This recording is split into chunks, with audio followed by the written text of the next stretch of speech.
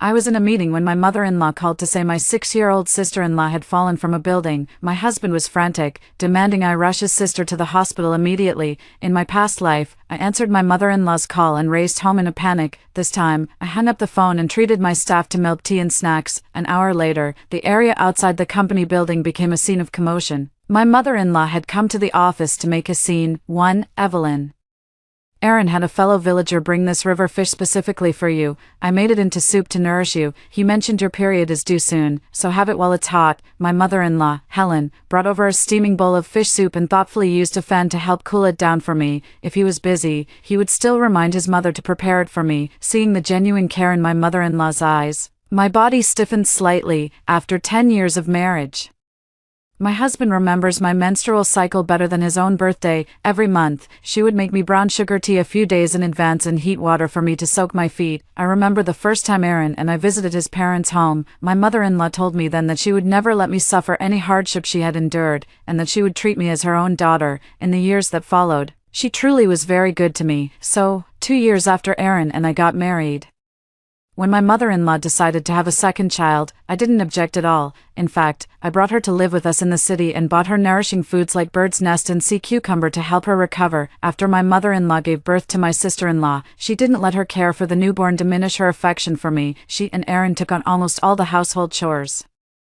If it hadn't been for my mother-in-law publicly accusing me of causing her daughter's death in my past life, I would never have known that the woman who had always been so gentle and considerate towards me could be so vicious. Evelyn, are you feeling unwell? Seeing that I didn't respond, my mother-in-law reached out to feel my forehead. I subtly moved away, suppressing my confusion and anger, and forced a smile as I parted my lips to drink the chicken soup she offered. The dishes were delicious, yet they tasted like wax in my mouth. In my past life, the day after that chicken soup, my sister-in-law fell from the building in a tragic accident. By the time I got home, my sister-in-law was lying on the ground, her face unrecognizable. Before I could even ask what happened, my mother-in-law was already wailing and accusing me of why I had hit her daughter, and why, after hitting her, I still wasn't satisfied and pushed her down the stairs. I have no idea what she's talking about.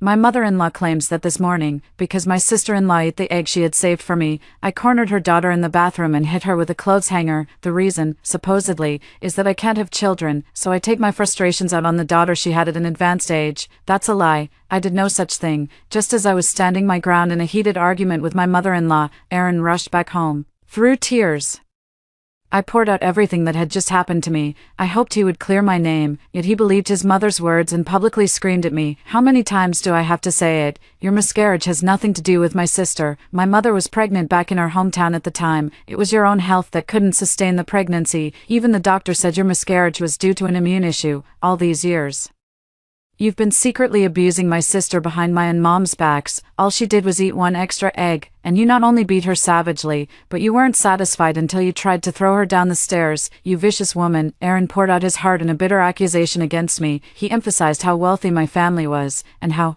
after I married beneath my station to be with him, he and his mother were so grateful that they had spent all these years bending over backwards to accommodate me, but because of my privileged upbringing, I had always looked down on them, barking orders and lording it over them every day. My need for control was so extreme that when I was home, they weren't even allowed to speak above a whisper. Ever since my mother-in-law and I got pregnant in the same year, my pregnancy ended in a miscarriage. While she successfully gave birth to a second child, my treatment of them escalated from verbal abuse to outright physical violence. Especially when Aaron wasn't home, I would often withhold food from my mother-in-law and sister-in-law. I wouldn't relent until they were so hungry they knelt and kowtowed to me. He publicly accused me of all sorts of atrocities, but the truth is, I have an immune system issue. The doctors said that without treatment, any future pregnancy would likely end in miscarriage again. Work has been hectic these past 2 years, so I plan to slow down in a few years, focus on properly regulating my health, and then try for a child. If my first child hadn't been lost, she would be the same age as my sister-in-law. With my sister-in-law, I've poured all the love I had for that lost child into her, giving her double the affection. From the time she was little, my in-laws never spent a single penny on my sister-in-law. Whether it was for food, clothes, daily necessities, or even her preschool education, I was the one who paid for everything. No matter how busy I was with work, if my sister-in-law wanted me to spend time with her, I would rearrange my schedule to take her out. I've never even raised my voice to her, so how could I possibly have abused her or thrown her down the stairs? Amid my mother-in-law's wailing and my husband's accusations, my explanation was taken as an excuse. The neighbors all started blaming me. I had no choice but to call the police. I needed the police to clear my name. The police reviewed jamming surveillance footage and then put me in handcuffs. In the video, I had breakfast and then left the house. Shortly after, I came back, dragged my sister-in-law off the dining table onto the floor, and started beating her savagely with a clothes hanger. Seeing her on the floor, crying and begging me on her knees, I didn't stop. Instead, I became even more violent. I saw her writhing on the ground, utterly defenseless. Ignoring her pitiful pleas, they threw her down the stairs. The sheer brutality before me left me utterly horrified. My car was restricted today, so I left home a bit earlier than usual. At that time, I should have been on the bus, but after I left the house, I never went back. The forensic examiner came to examine my sister-in-law's body and confirmed she died from a fall, with injuries indicating she had been beaten before death. I tried desperately to explain myself, but I was nearly drowned in a sea of neighbors' scorn. She's only 6 years old. How could you do such a thing? A vile woman like you deserves to burn in hell. No wonder you can't have children. With a mother as poisonous as you, any child of yours would probably rather drink pesticide than live. The neighbors pelted me with vegetables, eggs, and buckets of water. In an instant, I became public enemy number one. People were holding up their phones to record, with some even starting live streams. I was bombarded with a torrent of online abuse and curses from netizens. I had no way to defend myself and could only let the police handcuff me and take me away. Under immense public pressure, I was branded the murderer. While I was awaiting my appeal, Aaron pulled some strings to have me killed in prison. Then, he used the media to accuse my parents of bribing officials to get me out, whipping up public outrage and leading to them being cyberbullied. Finally, upon hearing the news of my death, they couldn't bear the grief and followed me to the grave. The scene was packed with a huge crowd, yet they all broke into applause, right up until the very end. I couldn't make sense of it. I clearly went to work, so how could I have been the one at home pushing my sister-in-law down the stairs? I'm certain I wasn't ill, so who was in my house? This bowl of bright red tomato fish soup before me looks just like the blood that spilled when my throat was slit. The wounds from my past life are still vivid in my mind. In this life, I will get the justice I deserve. Only after seeing me drink the entire bowl did my mother-in-law smile with satisfaction. Ella's getting out of school soon. I'll go pick her up. What would you like for dinner? I can pick something up on the way back. I smiled politely and said, we have enough food at home. There's no need to buy anything. After picking Ella up, my mother-in-law went straight to the kitchen to get busy. She reminded me to keep an eye on Ella while she drinks the fish soup, so she doesn't get a bone stuck in her throat. I was worried she might choke, so I brought her a straw. Ella, do you think your sister-in-law treats you well? My sister-in-law treats me the best. Ella's chubby little body wriggled against me. Auntie, I want to go to the amusement park this weekend. Okay, holding the warm Ella in my arms, my eyes welled up with tears. Ella, whom my daughter had lovingly nurtured for 6 years, died a tragic death in our previous life, just like I did. After dinner, Auntie will take you to buy a pretty dress. You can wear it to the amusement park this weekend and be the most beautiful little princess. Ella started jumping for joy. A new dress. I get to wear a new dress. Children are so innocent, they can't fake their feelings. Ella was just as affectionate with me as she always had been. Grandma happened to be bringing out the dishes and, hearing Ella's cheers, asked her what she was so happy about. Ella told her grandmother about the trip to the amusement park. Granny then gave Ella and me a fond, indulgent smile. At the dinner table, as always, Granny served food onto Ella's and my plates. Everything was as harmonious as ever. What went wrong? After dinner, I took Ella to buy some clothes. I went with her into the fitting room, and her plump, fair skin was smooth and unblemished, without a single mark. There was only one night left before Ella was thrown from the building. What exactly was wrong? In my past life, everything changed overnight, leaving me completely unprepared. I was forced to passively accept everyone's judgment of me, but this time, I'm taking matters into my own hands. I took both videos and photos of Ella's skin condition. When we got home from shopping, Aaron had returned. He brought back an ice cream for each of us, for me and for Ella. Aaron brought the ice cream over to me first. Here you go, honey, I made sure they added pearls for you. My mother-in-law scolded him. Evelyn's period is about to start, and you're buying her ice-cold treats. She'll get cramps. Aaron gave me a playful wink before brushing off his mom's concern. Having one before it starts is fine. Knowing how much we both love our snacks, she didn't press the issue any further. Thank you. Aaron leaned down and kissed me. Sweetheart, you don't have to be so formal with me. My husband's affection for me remains unchanged. My mother-in-law's care and concern for me are as strong as ever. Ella's fondness for me continues just the same. She has no injuries on her body. My father-in-law is coming to the city tomorrow. Everything is exactly the same as in my previous life. But why, overnight, did my mother-in-law accuse me of killing her daughter? My husband accused me of mistreating my mother-in-law and sister-in-law. I honestly can't figure out what I did wrong. Aaron was about to speak when Ella ran over. Daddy, where's my ice cream? Aaron corrected her sternly. How many times do I have to tell you? I'm your brother, Ella corrected herself awkwardly. Thanks, big brother, Aaron complained to his mother-in-law. You should have my dad come over more often. This kid keeps mistaking me for her dad. The mother-in-law teased from the side. I'll call him tonight and tell him to come up tomorrow.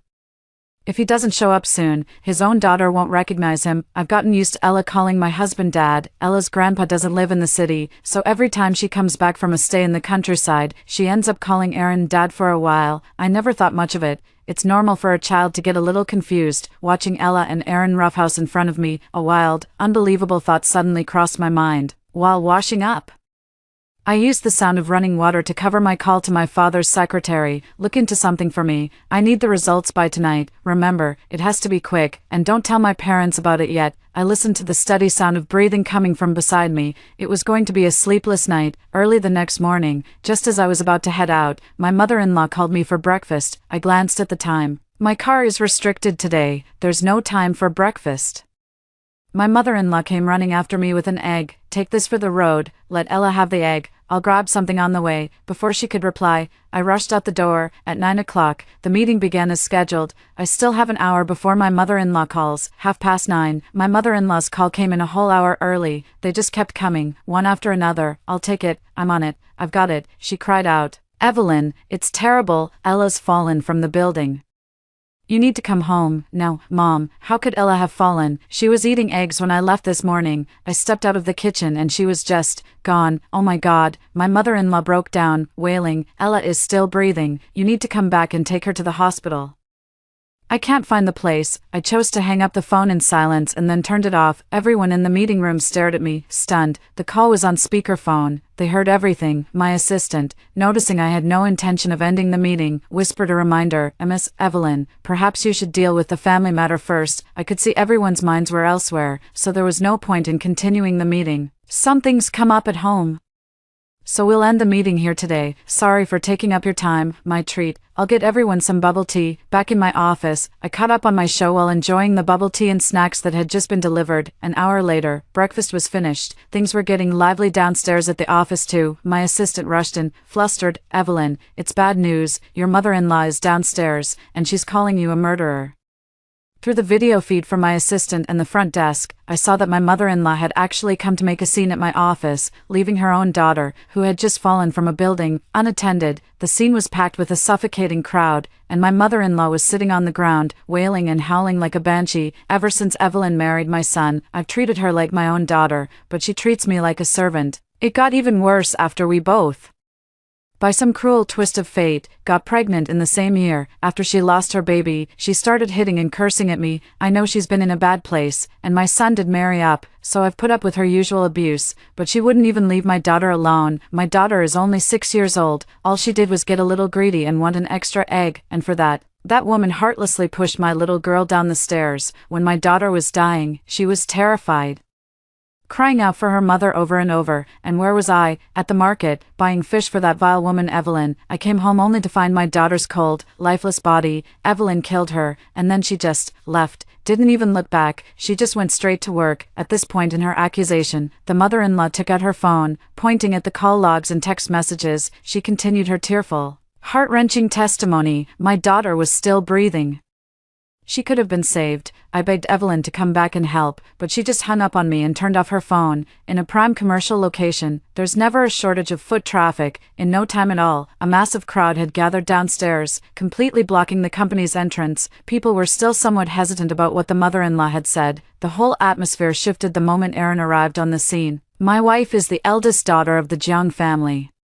I'm just a country boy who married into her family. All these years, she's been bossing everyone around in our household and has treated my mother like a servant. 6 years ago, my wife was pregnant, but the doctor told her the pregnancy ended due to an immune issue. However, she believes my sister stole that child's fortune. Ever since, she's treated my sister with nothing but contempt and hostility. I tried to talk to her about it, but she threatened to fire me and divorce me if I said another word in defense of my mother or sister. I joined the Jiang subsidiary first and met her later. It hasn't been easy for a country boy like me to climb to where I am today. For the sake of my career and my marriage, my mother has been living with us as a caretaker, tending to her every need with the utmost caution, because I love her. I've been biting my tongue and putting up with it, time and again. But I never imagined she would kill my sister over a single egg. Just like in my past life, Aaron was vividly and dramatically recounting my every atrocity. As the crowd's fury was being stoked, he watched a video of my sister-in-law from when she was alive, weeping as if his heart was being torn out. It was truly heartbreaking to see. The onlookers were furious, vowing to drag me back to the neighborhood and force me to kneel before my sister-in-law's remains in repentance. You should die right here to atone for your sins. If I don't show myself now, the public outrage will never subside. The moment the old woman saw me, she immediately burst into tears and screamed at me. That's her, the Jiang family's young mistress. She's the one who killed my daughter. With tears streaming down his face, Aaron cried out in anguish. My sister was so young. Why did you have to kill her? The crowd of onlookers only grew louder, demanding my life in return. In the suffocating crush of people, everyone was hurling insults and accusations at me in a cacophony of different languages. They even started throwing things, water, trash, cups of coffee. In that instant, their curses and insults pierced me like 1,000 arrows, leaving me riddled with wounds. I looked at the sea of faces before me, each one wishing they could tear me limb from limb. I raised my half-finished coffee and threw the entire contents in Aaron's face. Your little act is utterly revolting. The noisy scene fell deathly silent the moment I threw my cup of coffee. Everyone present stared at me, frozen in shock. For a moment, they couldn't process it. How dare I, a murderer who deserved to be drawn and quartered, make a move right in front of everyone? You threw that at me. Aaron glared at me, wiping his face with a look of pure venom. I gave a faint smile. I'm already a murderer. What's one more cup of bubble tea?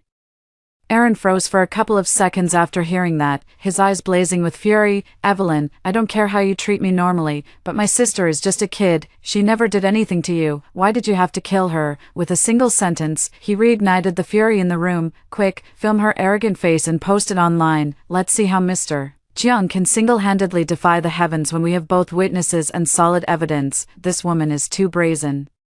She killed someone and shows not a shred of remorse. Backed by the Jiang family, she thinks she's above the law. She killed her sister-in-law, shows no repentance, and even threw coffee at her husband. Does she think money makes her untouchable? Aaron picked up on the cue from those words and immediately played the victim. Evelyn, I accused you in public today. I know you won't let me off the hook. Whether you fire me or make it impossible for me to survive in this city, I'll accept it.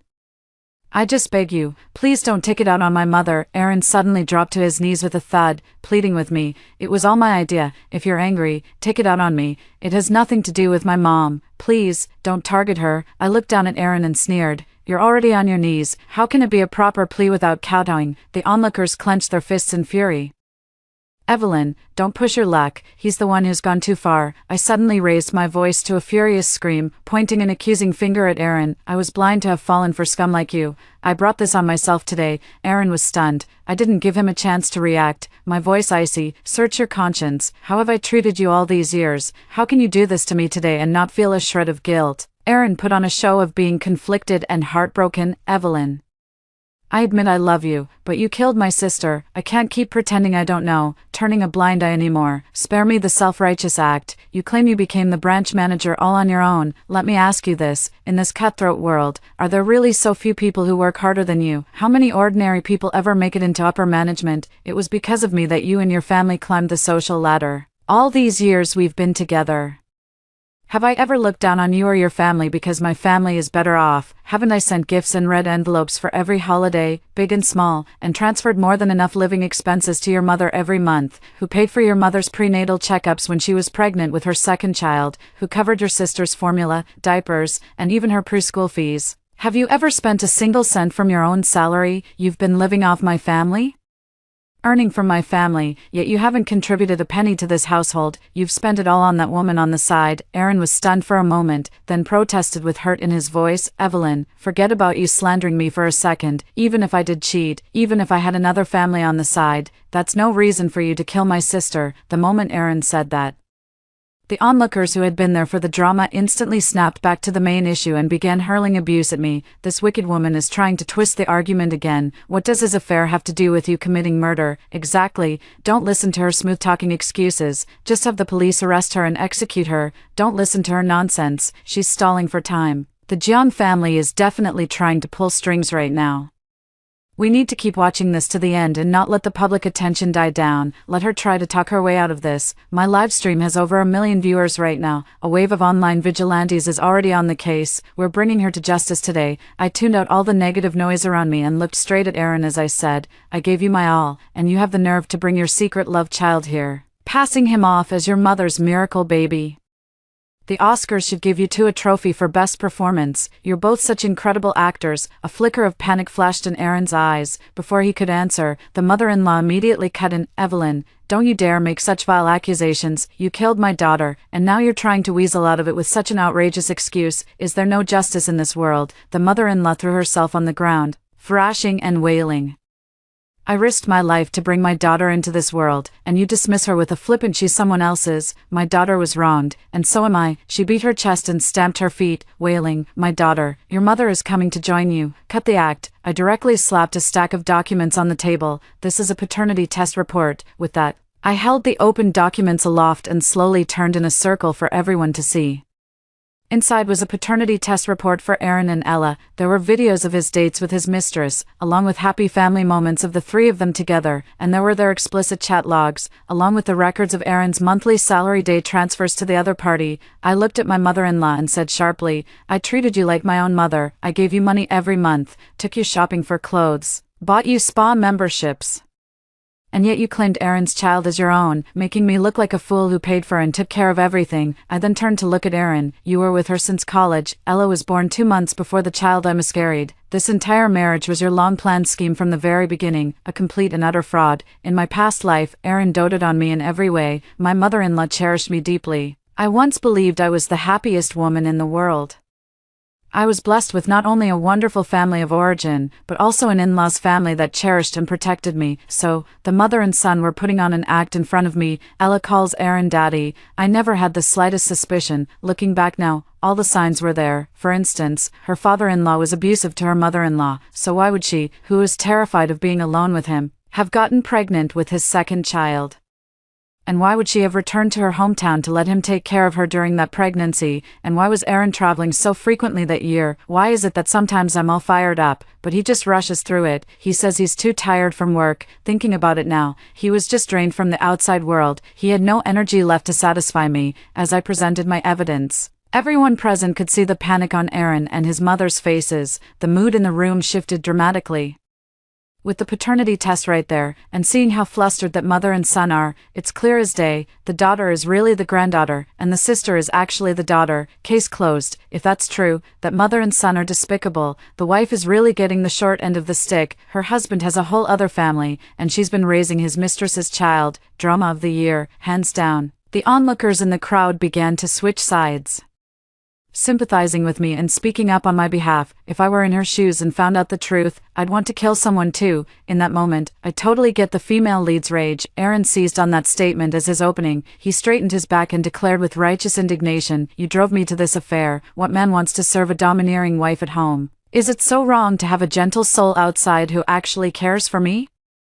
Even if I was wrong to have an affair and hide that I have a daughter, that's no reason for you to push her down the stairs. Upon hearing this, the mother-in-law began wailing again. If you hadn't treated my son like a servant and denied him the respect he deserved, he never would have looked for it elsewhere. Even if you knew the truth, the worst you could do was get a divorce. How could you even think of murder? Ella is only 6 years old. What did she ever do wrong? The mother and son are singing from the same hymn sheet, piling all the blame on me again. The onlookers are like a rolling gourd on a wall, swaying with the wind. At least the calls for my life in return have died down. Just then, the wail of police sirens pierced the air. My parents also came down from their office upstairs. Officer, this matter concerns my daughter's reputation, and that of the entire Jiang family. We request that all evidence collected today be made public. I, Jiang, give you my word, there will be no favoritism or foul play in today's proceedings. The public will get a full and proper account. The police took me to the crime scene. The conclusion is the same as in the previous life. It's consistent with a high fall. The injuries on the body were also sustained today, with no old wounds. Aaron shouted, Officer, she's the one who killed my daughter. Arrest her immediately. The officer asked routinely, You claim she killed on your orders? Do you have any evidence? My mother is a witness, and there's also the home security footage. Aaron was prepared and provided the video from the home surveillance system. The footage clearly shows me going back, beating Ella, and then angrily throwing her down the stairs. The crowd watching the footage couldn't help but gasp. Aaron looked back at me smugly. The evidence is irrefutable. Let's see you try to talk your way out of this in front of all these people. I will get to the bottom of my daughter's death. No matter what, I've had enough of your spoiled princess act all these years. Finally, I'm free. My mother-in-law stood by, looking utterly pleased with herself. There are plenty of cheating men out there, but have you ever seen one held legally accountable? You vicious woman, I'll make you pay with your life for my granddaughter. Now one of them is calling her his daughter. The other calls her his granddaughter. Mission accomplished. No need to keep up the act. They're all confident of victory, determined to finish me off this time. After reviewing the footage, the officer asked me with a stern expression, "The video clearly shows you were the one who pushed the victim off the building. Please come with us to the scene for evidence collection." "Officer, I have evidence to present as well." With a single glance from me, my assistant wheeled out a large screen that had been prepared in advance and began playing a video. The first part of the video showed my morning routine at home, which was identical to Aaron's. After getting up, I spent some time playing with Ella before washing up. Ella followed me, chatting all the while. She saw me to the door as I was leaving, kissed my cheek as usual, and said goodbye. Half an hour later, I was back home, but I was a different person. The moment I saw Ella, I attacked her. After beating her senseless for no reason, I carried her to the balcony and, ignoring her pleas, threw her off. The alibi is that I left to take the bus and attended a meeting at the office the entire time, without returning home in between. So here's the question. In Aaron's video, I leave the house and then go back to commit murder. In my video, I leave the house and never return. Both videos are of me, so what's the discrepancy? The onlookers were scratching their heads in confusion. Which one is real? The police officer was also baffled. You appear in both videos. It's impossible to tell with the naked eye. We'll have to ask you both to come to the station so our technical team can verify their authenticity. Officer, hers is fake. The Jiang group has the world's most advanced tech team. They synthesized that video. Aaron cried out, "You can't take her. She's bold enough to twist the truth right in front of everyone." Behind the scenes, the Jiang family will definitely pull strings to get her out. My mother-in-law rushed forward in perfect sync, grabbing me, her heart breaking as she cried out, "She can't leave. I must make her confess her crime in front of everyone. My granddaughter's death will not be in vain." That mother and son pair are still trying to destroy me. Even now, the video kept playing. The footage showed the heartwarming scenes of me coming home from work with treats for Ella, building blocks with her, playing house, drawing together, and Ella laughing joyfully in my arms. Those were the happy times when I took her to the amusement park and went shopping with her. And then there's the image of Ella running to hug and kiss me every morning before I leave for work. A child's reaction can't be faked. The natural ease and happiness she shows when she's with me, that's impossible to fake. In those two videos, I come across like I have a split personality. My attitude towards Ella is completely different. Then the scene shifts. The person in there looks like me, but it's not really me. The onlookers were completely baffled. Aaron immediately looked at me with disdain and sneered, "Evelyn, you're telling me this is your twin sister? The whole country knows Mr. Jiang only has one daughter, you." I was the one playing with Ella. I was the one who went out. The person who came back and hit someone wasn't me. It was Nina, the mistress you're keeping on the side. Aaron's face went pale, but he quickly composed himself. "What nonsense are you talking about? There's no such thing as two women who look exactly the same in this world." Of course there isn't, because the disguise mask on Nina's face was custom made by you to look exactly like me. I couldn't be bothered to argue. I just threw his chat logs and purchase records with the shopkeeper right at him. Whether this evidence is real or fake, the police will figure it out. Neither of us can fool the other. I then immediately followed up by revealing all the details of how Aaron and Nina had planned to make a move on Ella on the day my car was restricted from driving. For instance, right after I left the house, my mother-in-law Helen immediately notified Aaron. Nina, who had been waiting right outside the door, entered my home wearing the same clothes as me and, without a word, started hitting Ella. This plot twist left everyone in the room utterly stunned. What on earth happened? The one who threw Ella down the stairs was actually her own mother. That wicked woman claimed Ella was screaming for help out of fear, but in reality, she was crying out to her own mother for rescue. My God, what did that poor girl go through? She was thrown down the stairs by the mother she trusted most. What kind of monsters are this family? Murdered his own daughter, then framed his wife for it. In my past life, they used the home security footage to manipulate public opinion. not only getting her convicted as the murderer, they even hounded my parents to their deaths. In the end, Aaron naturally became the heir to the Jiang family business. Thanks to this tragic ordeal, the Jiang Group's stock soared, and he made a fortune overnight, because he wanted to take over the Jiang Group for himself. I once again revealed new evidence. This is the latest medical report for Aaron's mistress, and here is my own diagnosis. Due to a medical condition, I have difficulty conceiving. Yet, Nina not only bore him a daughter but is now pregnant with a boy. He wants to marry Nina, but he can't bear to give up everything he has now. He also knows I could never accept sharing a husband. The only solution is to make me disappear forever. You're talking nonsense, the mother-in-law shrieked. You paid to have all this fabricated. Don't listen to her lies. I ignored her. Instead, I looked at Aaron and said coldly, you're an educated man. You know perfectly well whether the evidence I provided is real or fake. Whatever scene you plan to make today, I'm ready for it. Watching Ella's body covered with a white sheet in the video, my eyes welled up. But Aaron, how could you treat Ella like this, after the incident? You didn't rush her to the hospital, after she died. You didn't take her to the funeral home. Instead, you came here to seize my family's property. Aren't you afraid that Ella will come for you in your darkest nightmares? Ah, a heart-wrenching scream suddenly pierced through the crowd. The onlookers parted to make way, following the sound, and discovered a woman in loose-fitting clothes, her face buried in her hands, wailing uncontrollably. She didn't speak, only wept uncontrollably. By now, some onlookers had begun to sense something was wrong. She looks like that scumbag's mistress, Nina. Yes, that's her. She was in the video Ms. Evelyn just posted, so she must be Ella's biological mother. She's the one who pushed Ella down the stairs. She's the real killer. She murdered Ella. The crowd turned on Nina, hurling all the insults and curses that were originally meant for me. My mother-in-law stepped forward, yanked her away, and scolded her in exasperation.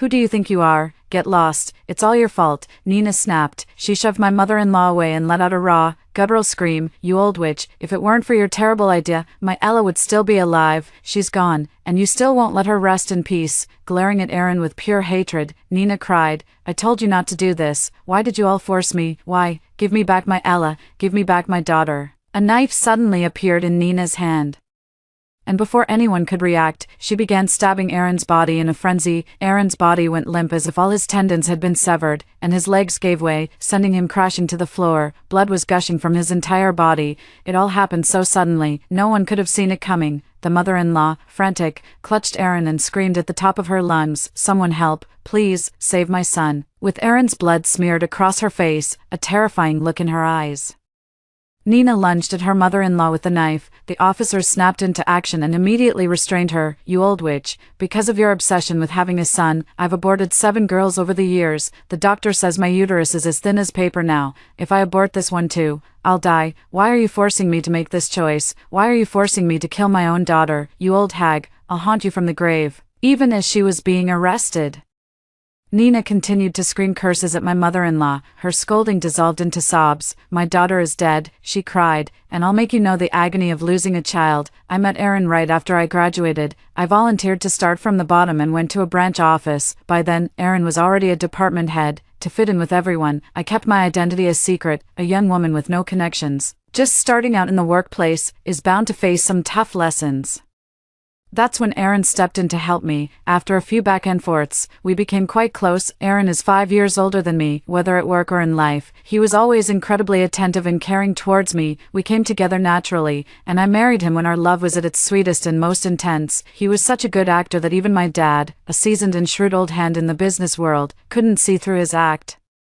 It's all over the internet that you can really tell a man's true colors once you marry him. Before and after marriage, he hasn't changed towards me at all. That's why I trust him completely. Looking back now, even the most perfect person has their flaws. Still waters run deep. Aaron is a living testament to that. On the surface, he was flawlessly perfect. His approach to me was never innocent from the very start. For the sake of the Jiang family, sacrificing a daughter was no more significant to him than a mosquito bite, but he could never understand the agony of a mother losing her child. My assistant told me that Nina had been lingering in the crowd, refusing to leave. She agreed that sacrificing Ella for the sake of the unborn boy was the only choice she had, but to see her daughter lying on the ground, disfigured beyond recognition, with so many onlookers denying her a peaceful end, how could she possibly bear such a blow? After 10 months of a mother-daughter bond, the depth of her heartache was something only she could truly know. In my past life, Aaron vowed to avenge Ella, using public opinion in the neighborhood to have me thrown in prison. I met a miserable end, dying behind bars. Then he forced me to watch my parents die. In this life, the setting changed from my neighborhood to the area under my office building, but he made the same choice, this time. However, Nina was the one who killed him, thankfully. I was given a chance to be reborn, which allowed me time in this life to prepare in advance to clear my name. That's what kept the tragedy from repeating itself with me. Overcome with guilt after giving birth, Nina took her own life in prison. The child was sent to an orphanage. After her release, Helen searched everywhere for that child. Unfortunately, it didn't work out as hoped. She came to the company to ask for my help, but security turned her away each time. Later on, I got married. After treatment, she successfully became pregnant. On the way to my prenatal checkup, I passed by a bridge. Under the bridge, a deranged old woman was laughing as she cradled an infant. Looking closer, her arms were completely empty. Sleep well, my good grandson. Grow up to be as handsome as your father. The next second, her expression changed and she made a throwing gesture. I don't have a grandson, only a granddaughter. She looked back and called, Ella. She wasn't there in front of her. She looked to the side, her face now panicked. Ella, where are you? After searching everywhere to no avail, she suddenly burst into tears, crying out, Ella, where are you? Please come back. Stumbling as she ran to find her granddaughter, she fell to the ground after just a few steps, her vision failing her. She picked herself up and pressed on. She fell, then rose again, and so it went, over and over. He kept murmuring, Ella, where are you? What are you looking at, honey? A warm hand rested on my shoulder as he draped a shawl over me, his voice as gentle as a violin. It's getting chilly, you'll catch a cold. Should I roll the window up a bit? I collected my thoughts. Just a madwoman, no need to look. I rolled up the car window, sealing her off from me, along with my past, now completely separated into two different worlds. 1 year later, I gave birth to a baby girl. I named her Ella. I hope my Ella gets to experience all the wonderful things this world has to offer in this lifetime. A lifetime of happiness, a lifetime of good health. Story 2. Just as sophomore year began, my roommate Lavinia couldn't wait to sign up for a yoga class near campus. Only top-tier women deserve top-tier men. To become that kind of woman, you need a perfect figure, aura. You should sign up too. She dragged me to the yoga studio entrance, where I saw a group of girls in tight yoga outfits performing advanced poses inside the glass-walled room. Her eyes were filled with longing, but I immediately turned and pulled her back the way we came. I tried to reason with her. There's a package delivery station next door. Too many people around. This isn't the right place for yoga. Let's go back. Lavinia shook off my hand and said dismissively, I think it's just fine here. The more people stopped to watch, the more art shows were drawing their attention. Lavinia refused to leave and made a scene, insisting on signing up. I immediately called her own brother to come and stop her. She was forcibly taken back to school. Later, the owner of the yoga studio married a wealthy local businessman. My roommate hated me so much that she secretly poisoned my water and killed me. If it weren't for you getting in my way, I would have married a top-tier man and lived the life of a wealthy lady. No need to struggle or work hard. When I opened my eyes again, I had gone back to the day my roommate was about to sign up for yoga class. 1. A sharp, agonizing pain shot through my entire body, and the feeling of being on the brink of death returned. In the next instant, my soul plummeted from the heights and returned to its rightful place. When I opened my eyes again, a chaotic mix of sounds filled my ears. There was the blaring sound of someone watching short videos, the thumping of someone dancing to music nearby, and Lavinia's voice shouting right next to me, Aura, this influencer is absolutely right. Only a top-tier woman is worthy of a top-tier man. Studying all day is useless. You still need to learn how to serve and obey men. With a soft body and perfect figure, no man would dislike it. Lavinia spoke enthusiastically, holding my hand tightly. If we weren't from the same hometown, I wouldn't bother telling you this. There's a yoga studio in the neighborhood next to campus, run by our senior. They're running a promotion right now. She said once we learn the ropes, she'll introduce us to some wealthy men. Lavinia's eyes lit up, her excitement palpable even though she was whispering. She winked and nudged me, waiting for my response. After waiting forever with no reaction from me, she started getting antsy. What's wrong with you? Can't you understand plain language? I haven't told anyone about this good news, only you. We'll graduate in 2 years. Do you really want to slave away day and night after graduation? Finding a top-tier man is a woman's ultimate goal. Don't be foolish. Ultimately, this world is still a man's world. If you want to rise above others, your only option is to land a top-tier man. Lavinia kept rambling on. I remember turning her down politely in my past life. Decent men are already hard to come by in this world. Let alone the so-called top-tier ones you're talking about. Lavinia shot me a disdainful look. Don't be so dense. If they're rare, you fight for them. Scarcity drives value. That's why we need to use every trick in the book to snag a wealthy man before graduation, before we end up slaving away like cattle out there. My senior told me, the yoga studio is right next to the courier station. This is an upscale neighborhood. Everyone living here is worth tens of millions. They've passed by the yoga studio on their way to pick up packages, more than a few times, actually, too. Lavinia and I are from the same hometown. I live in the city, while her family is from a mountain area in our region, one that's nationally known, but only because of its poverty. It was only with the help of many people in society that Lavinia overcame countless hardships and was admitted to our school. In the past, I simply thought it was due to her different living environment that she had so many unrealistic ideas. I sympathized with her tragic fate and also feared that she would be deceived at such a young age and head down a path of no return, so I spoke up to advise her. She dismissed it outright and even called me foolish for not taking shortcuts, later, to keep her from going down the wrong path. I told her older brother who lived out of town. After she was brought back, she grew resentful toward me.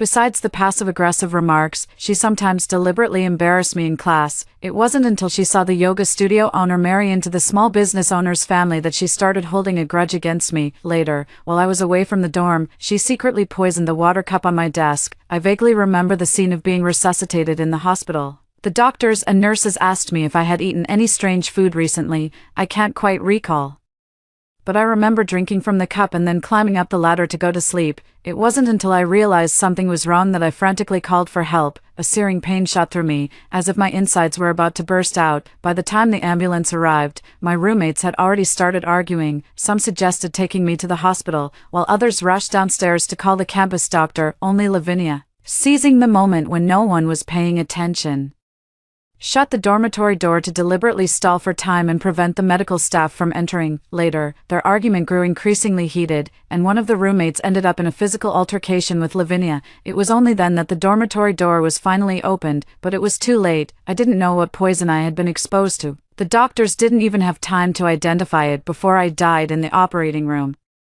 Only after death did I realize I had been poisoned by an unknown snake venom. It turned out Lavinia had planned it all along. She had someone source this poison from abroad, and even if the doctors had identified the specific venom, obtaining an antidote would have been nearly impossible in such a short time. 3. I pinched my thigh hard, and the sharp pain jolted me awake instantly. The heavens took pity on me and granted me a second chance at life.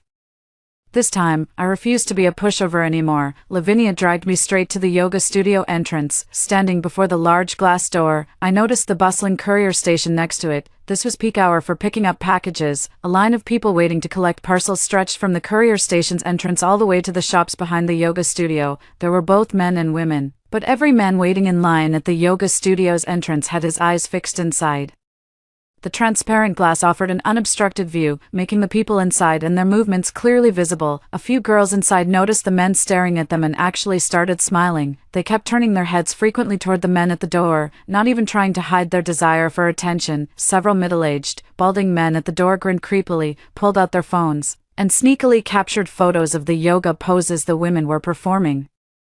This familiar scene makes me a bit uneasy. In my past life, when I saw this exact scene, I couldn't hold back. I immediately wanted to grab everyone and run. I'm determined to stop Lavinia from coming back. Seeing this again, it's clear I'm much calmer now. Look, the place is beautifully decorated. We're wearing form-fitting yoga outfits, and every move we make inside is completely visible from outside.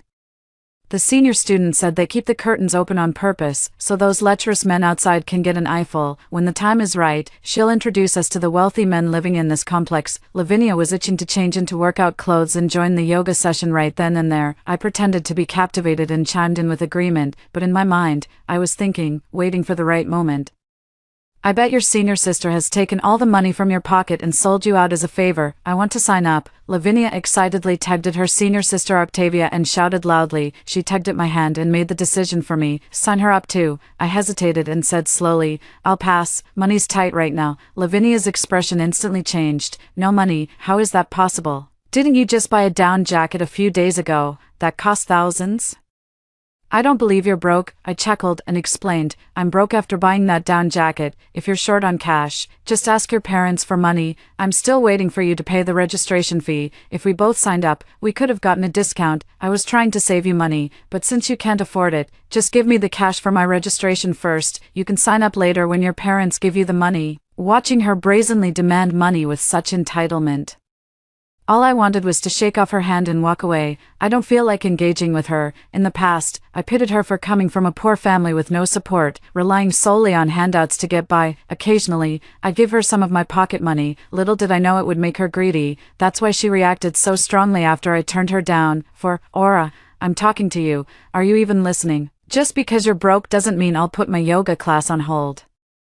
Go ask your parents for money right now, Lavinia urged anxiously. Unfortunately, I just had a fight with my parents and can't get the money. As the words hung in the air, Lavinia saw the smile vanish from her senior's face and instantly felt embarrassed. Her eyes widened as she yelled at me. I think you're doing this on purpose. You don't want me to sign up and meet a top-tier man who'll outshine you. You're so jealous. Why do you pretend to be nice all the time? You're just putting on a show for everyone. Seeing her vicious expression, I couldn't help but feel amused. They're so used to taking advantage of me. One rejection and they immediately turn hostile. Having lived through this once before, I don't even have the patience to talk to her anymore. If that's what you choose to believe, there's nothing I can do about it. I really don't have any money on me right now. My senior gave me a thoughtful look, then smiled and took Lavinia's hand, saying, It's normal for students to be short on money, especially you. I know about your family situation. Well, if you're serious about learning yoga with me, you can pay me later when you have the money. Just give me an IOU for now. I noticed the look of joyful gratitude on Lavinia's face. It was exactly the same as when I first gave her $500 for her meal card. I couldn't help but roll my eyes discreetly. This person is the type to put on a show of gratitude when they get something. But the moment they walk out that door, they'll forget all about your kindness. If you're too nice to people, they'll just take it for granted. Having lived through this life again, I've come to terms with things. The world has no shortage of good people, but no shortage of bad ones either. 5. As I was leaving the yoga studio, I overheard some creepy guys discussing a video they just shot. Damn, that pose is fire. Just shared it in the group chat. Guys, save it for yourselves. Yo. That girl who just walked in is clearly a college student. You can tell just by looking at her face. She seems easy. Bet she'd be a wild time in bed. Her body's alright, but her face is kinda plain, eyes too small, chest not big enough. She could use some enhancements. Guys, this one's mine. Hands off. I'm hitting up Octavia right now. The sound faded into the distance. I pretended nothing had happened and went straight back to school. In my past life, because I interfered. Lavinia didn't end up staying at the yoga studio. Turns out I was the one who meddled and made her get chosen by that top-tier man. Hey, Aura, why are you back by yourself? Where's Lavinia? My roommate Moira asked in surprise. After all, we used to be like conjoined twins, doing everything together. I gave a wry smile. She signed up for a yoga class and is in the middle of a session, so I came back first. After brushing it off with a couple of words, I lay down on the bed. My mind is still replaying those men's conversation. That bunch didn't look like decent folks at all. When Lavinia came back, she was loaded down with bags of shopping. Among them was that little designer bag I'd been saving up for months to buy. I raised an eyebrow. On the first day of class, and I've already caught a wealthy bachelor. My roommates were also surprised and asked, Lavinia, did you win the lottery? You bought so many things. Wow. There's even the strawberry cake from that new bakery downtown. It's so expensive. I've been wanting to try it for ages. I glanced over, then lay back down, scrolling through my phone while listening to them talk. Lavinia never buys food outside and brings it back to the dorm to treat us. Usually, the rest of us would occasionally bring some food back to share with everyone. Everyone understands her situation, and no one has any objections. Sometimes, we would buy an extra set of daily necessities for her without even discussing it. Lavinia was beaming with joy as she shared the day's achievements, her face glowing with excitement. After a few questions from her roommate, she was over the moon with delight. Eat as much as you want today. If it's not enough, I'll buy more next time. My roommate thought I was asleep and hurried over to wake me. I was about to decline when Lavinia cut in. Aura's family is broke. Bet she hasn't had fancy cake like this in ages. Come on, my treat today. Lavinia tilted her chin up and shot me a smug look. I couldn't help but find her remark amusing. This cake is pricey, but it's not like I can't afford it. If I really wanted to, I could treat myself to it a few times a week. Seeing the challenge in Lavinia's eyes, I knew turning her down would make her lose face. Given her fragile ego, she'd definitely hold it against me. I got out of bed, took a small piece to eat, and then smiled as I joined my roommate in complimenting her a few times. Lavinia's expression softened when she saw my face, and she stopped being sarcastic with me. 6. Lavinia, did you win the lottery or strike it rich? Yeah, you didn't suddenly make a fortune from stock trading, did you? I tilted my head slightly, wondering what exactly she had been through in the yoga studio all afternoon. Lavinia let out a smug chuckle, unable to hide the triumph in her eyes. Not at all, she said. What you're talking about are just short-term meal tickets. What I want is a long-term one, the kind that'll let me spend money for a lifetime. So, are you guys interested in coming? I turned to look at her, swallowed hard. Was it really what I thought it was? Of the two roommates, only Moira seemed genuinely intrigued by what she said. Moira's family runs a small business. They're not rich, but they're not poor either. She's been very sheltered by her family. Yet she's actually the most innocent one in our dorm. Moira, I'm interested. Lavinia, tell us quickly, how exactly did you do it? Lavinia raised an eyebrow, studying Moira intently until it became unsettling, then said leisurely, your eyes are too small, getting double eyelid surgery would look better. I frowned, about to speak up and remind Moira. Luckily, Moira lost most of her interest as soon as she heard that. It still depends on looks. I'm fine with the single eyelids my mom gave me, not interested in changing them. Forget it. Looks like this isn't for me. I'm not going. Lavinia got impatient. Nothing ventured, nothing gained. So many people get double eyelid surgery these days. It's painless, harmless, and just a minor minimally invasive procedure. No need to worry. Seeing Moira was having second thoughts, Lavinia quickly backtracked. If you really don't want to go through with the eye surgery, then don't. Dress up nicely this weekend, put on some good makeup, and just give it a try. My other roommate and I frowned more and more deeply. This whole thing sounded anything but good. I glanced at Moira with concern. Though she seemed reluctant, she eventually gave in to Lavinia's persistent coaxing. The next moment, Lavinia turned to persuade another roommate. But the other person clearly sensed something fishy and flat out refused 3 times in a row. In the end, Lavinia lost her patience and stopped trying to convince them. Lavinia, Aura, what about you? Are you coming along? I chuckled and asked in return, what is it for? Don't be so mysterious. Just tell us already. What exactly is it about? Moira, yeah, we're all sisters in the same dorm. You've been talking for a while but still haven't told us what it's about. Spill the beans. All the secrecy. Anyone would think we're doing something illegal. Another roommate rolled her eyes and said sarcastically. I breathed a sigh of relief. At least there was someone else in the dorm who was as clear-headed as I was. Still, the bluntness of the remark left Lavinia feeling uneasy. What do you mean by that? You're making it sound like I'm forcing you to do something shady. I'm only telling you guys because we're roommates. You've looked out for me before. So I wanted to share this opportunity with you first.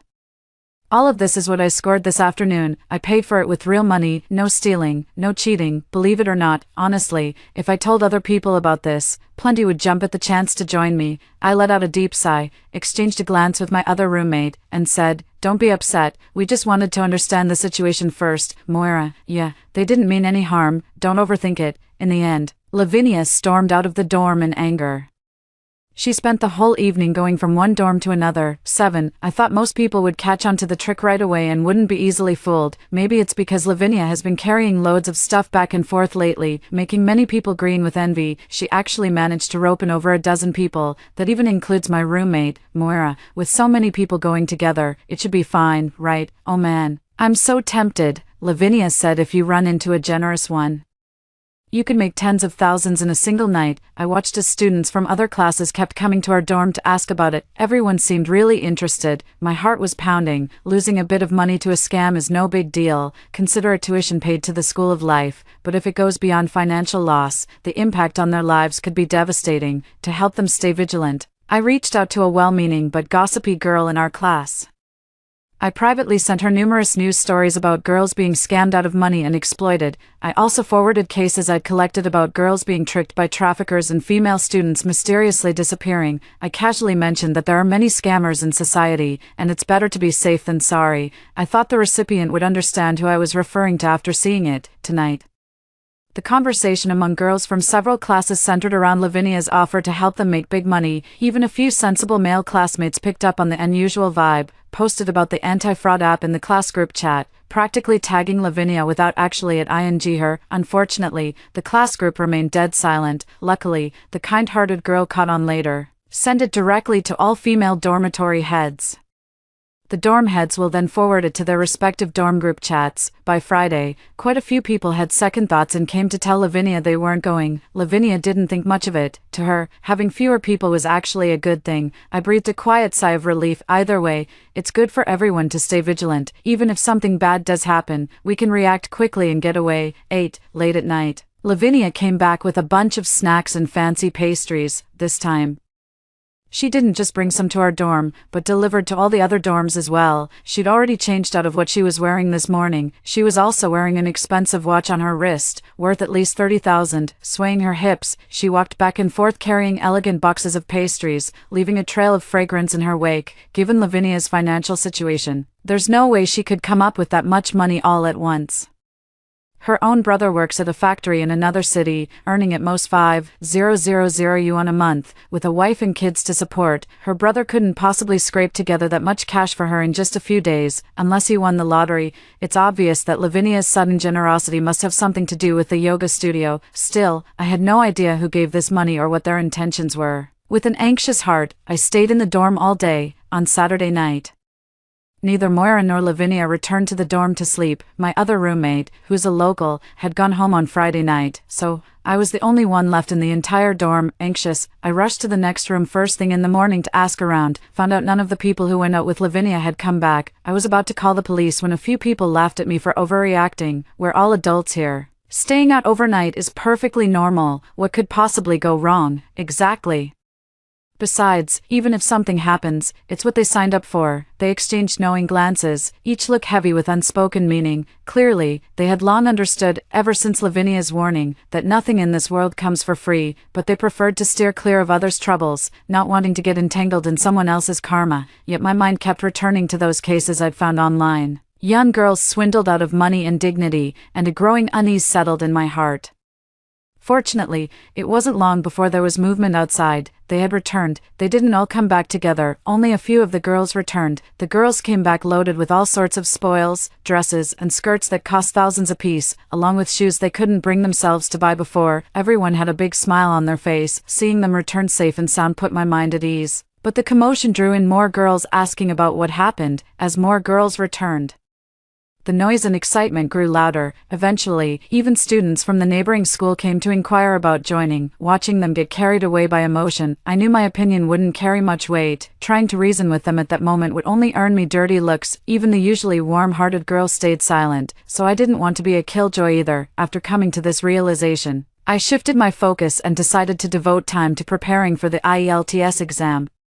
In my previous life, my plan was to study abroad, something that remained an unfulfilled dream. I signed up for an IELTS prep course outside of school. I have to attend classes every week. Little did I expect to run into the owner of the yoga studio again during class. 9. You're Lavinia's classmate, right? What a coincidence running into you here again. The female owner of the yoga studio looked me over with a beaming smile. Her gaze made me quite uncomfortable. I forced a smile and mumbled a few polite words, eager to get into the classroom, but she clearly wasn't about to let me off the hook. Oh, so that's why you didn't want to spend money on yoga classes last time. You were saving up for IELTS lessons. What a diligent and wonderful kid you are. I really admire hardworking people. You're just as lovely as Lavinia. I've waived the fee for your yoga classes. You're welcome to drop by my studio anytime you're free. Lately, Lavinia has been bringing quite a few classmates to class, and everyone leaves in high spirits. Why don't you come by my yoga studio tonight and hang out? I shook my head and declined. Thanks for the offer, senior, but I'm too drained. I need to head home and rest after class. My senior didn't seem ready to give up and continued. Even if you're tired, you can still drop by, sit for a bit, and relax with some tea. Wait for your classmates to finish their lesson, and then we can head back to school together. You can decide then if you're interested. I declined with a smile. Just then, the IELTS teacher came out, and I seized the chance to say goodbye before making a quick exit. But to my surprise, after class, she showed up with Moira and Lavinia to find me. Lavinia has been the talk of the town these past couple of days, with everyone trying to win her favor. I'm already on cloud 9 from all the compliments. She didn't look too happy to see me. It was clear she wasn't here of her own volition. What's so great about this IELTS class? I'd rather be taking yoga. Lavinia scoffed. Aura, I told you ages ago to sign up for yoga. You didn't listen, and now you regret it, don't you? A lot of people have been trying to reach me these past couple days, but I've told them all we're fully booked. There's only one spot left now. Are you in? I furrowed my brow and glanced at the shop owner, wondering why she was so fixated on me. I shook my head again, ready to turn her down. The shop owner cut in. Don't be so quick to say no, dear. Moira is your roommate too, and she just signed up for our yoga class. Why not hear what she has to say? The shop owner shot Moira a meaningful look. I turned to look at her. Even after not seeing her for days, I could still detect a hint of panic on her face, knowing her as well as I do. Aura, I think it's pretty good. You could go check it out tonight. I know Moira well. If she genuinely thought it was a good thing, there wouldn't be a trace of hesitation in her expression. She's the type who wears every single thought on her face, plain as day. I stood frozen, staring at her. I was about to refuse again, but then I noticed a faint plea in her eyes. The shop owner chuckled and pulled out her phone to play a video. Look, this is what their training sessions look like. They're all working really hard. If they keep at it, their figures and posture are bound to improve. I watched the entire video from start to finish. Their yoga movements seem even more uninhibited than those you see in online yoga tutorials. It almost feels like a fusion of yoga and pole dancing. In just a few minutes, I spotted 4 different cameras in there. I wonder how many people will end up seeing this video. 10. I lowered my head in thought, then looked up with keen interest and said, Senior. They've only practiced a few times and already have this kind of result. Lavinia, I regret it now. I should have signed up with you guys last time. Lavinia tilted her head up, raised her chin, and let out a proud hum. That day, I watched them practice for an hour at the yoga studio. Up until then, everything had seemed completely normal. During the break, the senior student clapped her hands and asked everyone to gather around. She had something to say. Today's session is over. Line up one by one for testing later. She pointed toward a small room inside the glass-walled studio. Following their gaze, I turned and saw the girls present wearing varied expressions. Some looked eager to jump in, while others seemed conflicted, and a few were leaning by the door, ready to bolt. But it seemed like a few people were missing during the halftime break. Moira was among them. I was about to ask someone to help me find Moira, but my senior stopped me. You seem to have some dance foundation. Why don't you go in and give it a try later? She was right. I did practice dance for a while when I was younger. I lost interest and didn't keep it up. Clutching my bag, I declined. Maybe next time. I'm not feeling well today. Worried she might press further, I changed the subject. Senior. Where's Moira? How come she disappeared in the middle of the dance? I was waiting for her so we could head back to campus together. My senior avoided eye contact, clearly feeling a bit guilty. She went out on a date with her boyfriend. Probably won't be back tonight. I bit my lip. All right then, I'll head home for today. I'll come back another time. Her boyfriend, is that someone new? My senior classmate tried to persuade me for a while, but seeing I wouldn't budge, she reluctantly let me go. After leaving the neighborhood, instead of heading back to the dorm, I turned and went into the police station closest to campus. I found a stern-looking older officer inside and asked if I could speak with him privately. Noticing my serious expression, he led me into a room further inside. I suspect there's illegal activity being organized around here. I shared my suspicions with them, along with the unusual occurrences that had been happening at school lately. Coincidentally, they mentioned they'd been looking into some things themselves recently. Not long ago, a student died by suicide after jumping from a building. The parents suspected they were scammed out of money and manipulated through seduction, then blackmailed. The overwhelming pressure ultimately drove them to suicide. They were determined to investigate, but the perpetrators operated covertly. After the student's suicide, many of the leads they hoped to pursue went cold. I listened with a furrowed brow, my heart sinking to the pit of my stomach. Initially, I thought it was just about being secretly filmed. I never expected there was more to the story. 11. Just as I expected, Moira didn't come home again last night. During class the next day, someone sat next to me on their own initiative and struck up a conversation. Aura, I heard you went to the yoga studio yesterday. Your family's pretty well off, so I bet you've signed up for that socialite training program. Right, my senior said that program is basically grooming women to be wives for the wealthy. If you manage to land a rich guy, could you hook me up with one too? You don't need to be rich, just a bit less well off than the person you're dating. Finishing school, is that another one of their money-making schemes? I said casually. The classes are expensive. I'm a bit strapped for cash right now and can't afford it. She covered her mouth and laughed. Same here, I think it's pricey too. 100. 000, can you believe it? I can't afford it myself. I was hoping you'd sign up, learn the ropes, then come back and teach me, maybe even introduce me to some of the leftovers from your matches. I'm not picky, even a factory owner's kid would do. My mind was buzzing with questions, and I had no idea if Lavinia had actually signed up for the class. After everyone left, I organized the information I'd gathered and sent it to a phone number. They replied quickly. They want me to bring the person they arranged next time I go to the yoga studio. I thought it was a policewoman coming, but it turned out to be Stella, a female student from the police academy next door. Let's go, Aura. When we get inside, just tell them I'm a friend you met during your part-time job, and say I'm also interested in yoga. I nodded in agreement, since they had arranged for someone to go undercover and gather evidence. All I could do was fully cooperate with their operation from the sidelines. The yoga studio owner was quite pleased that I brought a friend along. Just as she was about to lead me into the inner room, my friend stepped in and stopped her. She's not available today. She has to pick up her parents from the airport. Her parents have missed her for a long time. Let's not disturb their family reunion. After hearing this and seeing me nod in confirmation, my senior didn't dare to stop me any further. She sighed and said, I guess it'll have to be next time then. I was pretty much out of it the whole time, just going along with whatever Stella did. As soon as Stella gave me the lip to have you leave, I didn't hesitate and got out of there right away. On my way back to school, I saw Lavinia walking with a man. As I moved closer, I realized that man was one of the vulgar-talking guys from the courier station the other day, wasn't he? 12. They were walking with a sense of urgency.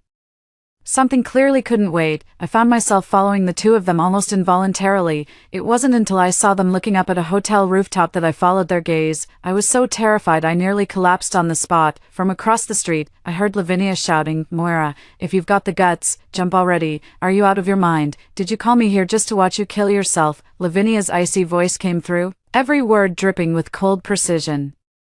From over a dozen stories up, there's no telling if Moira could even hear those words. If she actually took those words to heart and jumped in a moment of despair, she'd be lucky to survive with anything less than life-altering injuries. I was trembling all over, unsure whether it was from rage or sheer terror. Moira's legs dangled over the edge of the rooftop. One slight shift forward and she'd plummet to the ground, with shaking hands. I pulled out my phone to text her. I never expected her to reply to me. Aura, my life is already ruined. The only way out is death. Please don't try to talk me out of it. You have no idea what I've been through. Just take this advice. Don't go into the small room in the yoga studio. After reading this message, I immediately replied, no matter what's happened, there's always a way to work it out. In time, you'll realize that what you're going through isn't as overwhelming as it seems right now, Moira. You can't do anything reckless. Don't let those who hurt you win. And think about it. If something happens to you, they'll just move on to hurt someone else. You can't be this kind to people who've wronged you. Hurting yourself only helps them. Moira, I'll help you. Please, just come down. Okay, right after sending that text. I immediately called the police. It'll take time for rescue to arrive. I can't just sit here and wait for death. Thinking about what Lavinia just said, I was so furious that I rushed over and slapped her hard across the face. Shut up. From now on, if I hear you say one more word, I'll slap you. After I said that, Lavinia looked stunned for a second. When she realized it was me, she let out an angry laugh. Aura, how dare you hit me? She lunged at me trying to counterattack. But luckily I was prepared. I dodged her move and seized the chance to kick her hard. Then, before she could react, I stepped forward and slapped her across the face. Lavinia, I'll settle the score with you later. If anything happens to Moira, you'll pay for it. I grabbed her hair with all my strength, kicked her again, and rushed upstairs. The creepy guy next to her just stood there, too scared to make a move. The wind on the balcony was fierce. I edged forward carefully and called out to Moira, who was staring into the distance. Moira, please come down. We're all still students. No matter what happened, everyone will do their best to keep it confidential. This won't become public knowledge. What we need to do now is bring the criminals to justice. There was another girl who got scammed and took her own life. Do you want to be the second? If you jump, there will be a third, a fourth. Moira turned her head slightly, glanced at me, and said calmly, but so what? I owe them a lot of money. If I don't pay them back, they'll release my videos for everyone to see. How could I face anyone after that? I thought they were good people. I never imagined they were all scammers. First, they tricked us into paying registration fees, then brought in a few men who pretended to be generous, buying us lots of gifts to make us fall for their scheme. Then they turned around and started some elite women's training program, pressuring us to pay even more fees. If we couldn't afford it, they sweet-talked us into signing loan agreements. During the so-called training, they convinced us to undress for a full body check. Later, during practice sessions, they secretly recorded us in compromising and humiliating videos. They even forced me to repay the loans. When I couldn't, they made me go meet men from outside. Moira was utterly heartbroken, her once bright eyes now dull and lifeless. It never crossed my mind that Moira would take her own life.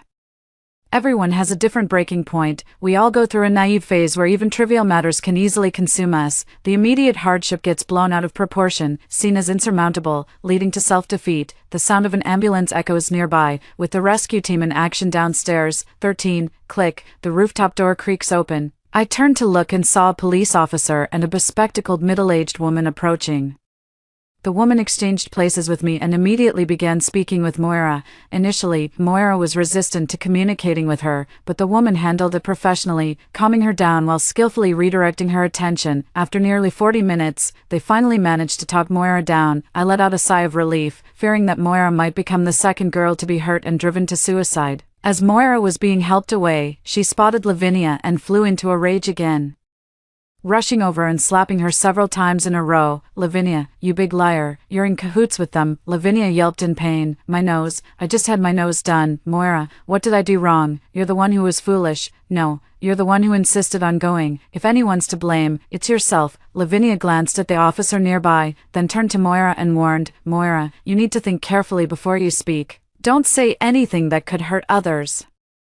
Lavinia thought she could walk away unscathed, but little did she know, from the day I went to the police station, she had already been placed under close surveillance. Not long after Moira left, she too was summoned to the police station. A month later, word came that the yoga studio had been shut down. My senior fellow apprentice was arrested even before the yoga studio got closed. In the neighborhood where the yoga studio was located, over a dozen residents were also implicated in criminal activities and taken into custody. Lavinia had long since become their accomplice, recruiting many people from the school and facing multiple charges including fraud. The incident caused quite a stir locally and gained widespread attention. Fortunately, none of the victims' personal information was leaked, only the perpetrator's face was made public. When I saw his face, it struck me, he was the wealthy local businessman who married the yoga studio owner in my past life. It took over half a year from the full investigation to the case being transferred for prosecution, and finally to the verdict being delivered. This just shows how deeply these people had been hiding and how widespread the harm they caused was. In the end, several of the main culprits were sentenced to death, and Lavinia was sentenced to 10 years later.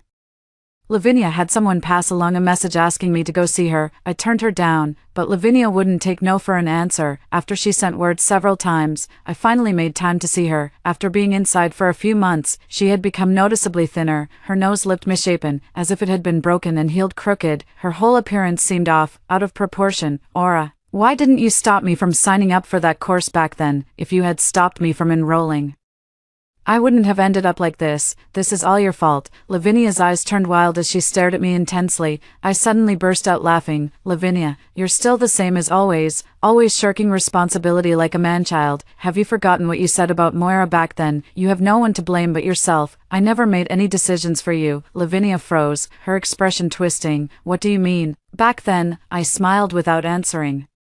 I stopped paying attention to her shouting, because I reported the incident. The police department came to my school to commend me for my contribution. My reputation at school improved, and after graduation, people even offered to help me find a job. Several reputable companies, upon hearing about my story, specifically came to the school to invite me to join their firms. In the end, I chose a company that seemed to have the most potential. After working at the company for years and climbing to a mid-level position, the company organized a large team-building event. To my surprise, I ran into the father of the girl who, according to Officer Hatt, had reportedly taken her own life. He held a fairly senior position at the company, but he mentioned that before his daughter's death, he was just an unmotivated low-level employee. Life was just plodding along for him, with no grand ambitions or drive to achieve anything in his career. Little did he know that his lack of effort would make his daughter too timid to ask for money at home. Being overly obedient and sensible, she had no choice but to seek help elsewhere. This ultimately led to her being scammed by strangers while desperately searching for money. After his daughter's death, he vowed to turn his life around. Fueled by this newfound determination, he began climbing the corporate ladder with remarkable success. He said all he wanted was to one day have the power to make those responsible for his daughter's death face the consequences they deserved. However, before he could gather enough evidence against these individuals, the case was already exposed. When he learned that I played a part in their arrest, he expressed his gratitude to me repeatedly. Mentioning his daughter's untimely death, I could see profound regret hidden in his eyes. The end. Story 2. I raised the vermilion bird for 10 years. On the day of adulthood, he refused to become my summoned beast and chose my cousin instead. Even though my cousin already had a summoned beast, he was willing to be part of her harem rather than becoming my only one, all because he admired my cousin. With the family trial imminent, I desperately entered the Forbidden Land, attempting to contract a summoning beast. The demon beasts all despised me for lacking spiritual bones and having low cultivation, until I encountered a frail little snake. It pleaded, "Choose me." I chose him. Later, Suzaku came to me, his face pale. "Lorelei, do you really not want me anymore?" The little snake transformed into a legendary dragon, coiling tightly around me, breathing heavily. "I don't care, you can only have me, that so-called Suzaku. I forbid you to even glance at him." 1. I am the Holy Maiden of the Thousand Spirit Mountain, born with extraordinary talent and superior spiritual bones. At the age of 6, I was secretly harmed by enemies who extracted my spiritual bone, leaving me a cripple. My mother was heartbroken and exhausted all means to save my life, but couldn't restore my spiritual bone, having to replace it with a segment of beast bone instead. The beast bone was incompatible with me, preventing me from cultivation once I come of age. If the beast bone remains incompatible, I will die. Lorelei, I will ensure you successfully become the clan leader and enter the sacred grounds, where you and the beast bones will merge completely. Mother will never let you live an ordinary life and allow those who harmed you to laugh at us. With red-rimmed eyes, Mother stroked my head and made this promise: the foreign bones cannot integrate with me. Only the jade pool in the sacred grounds can cleanse my tendons and marrow, allowing my body to fully merge with the beast bones. This is the only way I can survive. The heritage ground can only be opened when succeeding as clan leader. To survive, I must become the leader. My mother is the clan leader, born with exceptional talent. I was naturally designated as the Holy Maiden. Barring unforeseen circumstances, I should have smoothly ascended to clan leadership, but now, without spiritual bones, my cultivation has stagnated, and my position hangs by a thread. In the talent-filled Qianling Mountain, to inherit the position of clan leader, a cultivation waste simply cannot command respect. Mother, I don't want to be clan leader. I timidly tugged at Mother's sleeve and said, ever since waking from my severe injuries, after the clan members learned I couldn't cultivate, they wanted my talented cousin Amara to become the Holy Maiden instead. Some children often mock me to my face. Lorelei, you're so useless, even worse than an ordinary person. How dare you call yourself a saintess? When others find out that the saintess of our Thousand Spirit Mountain is actually a good-for-nothing, they all look down on us. Amidst everyone's gossip, over time, I've developed some inferiority complex. Maybe I should quickly pass the position of the saintess to my cousin. Don't be afraid, Lorelei. Cultivation level isn't the only criterion. Whether you can inherit the clan leader position depends on your adulthood. All of us in the Thousand Spirits clan excel at beast taming. Even with low personal cultivation, contracting powerful demon beasts allows us to command wind and rain. Mother comforted me. Her hand was so warm it made me cry. That was the last time I touched her warm fingers. Half a month later, when I touched Mother's hand again, it had already turned cold. To help me contract a high-level demon beast, my mother agreed to clear the miasma for the beast tribe.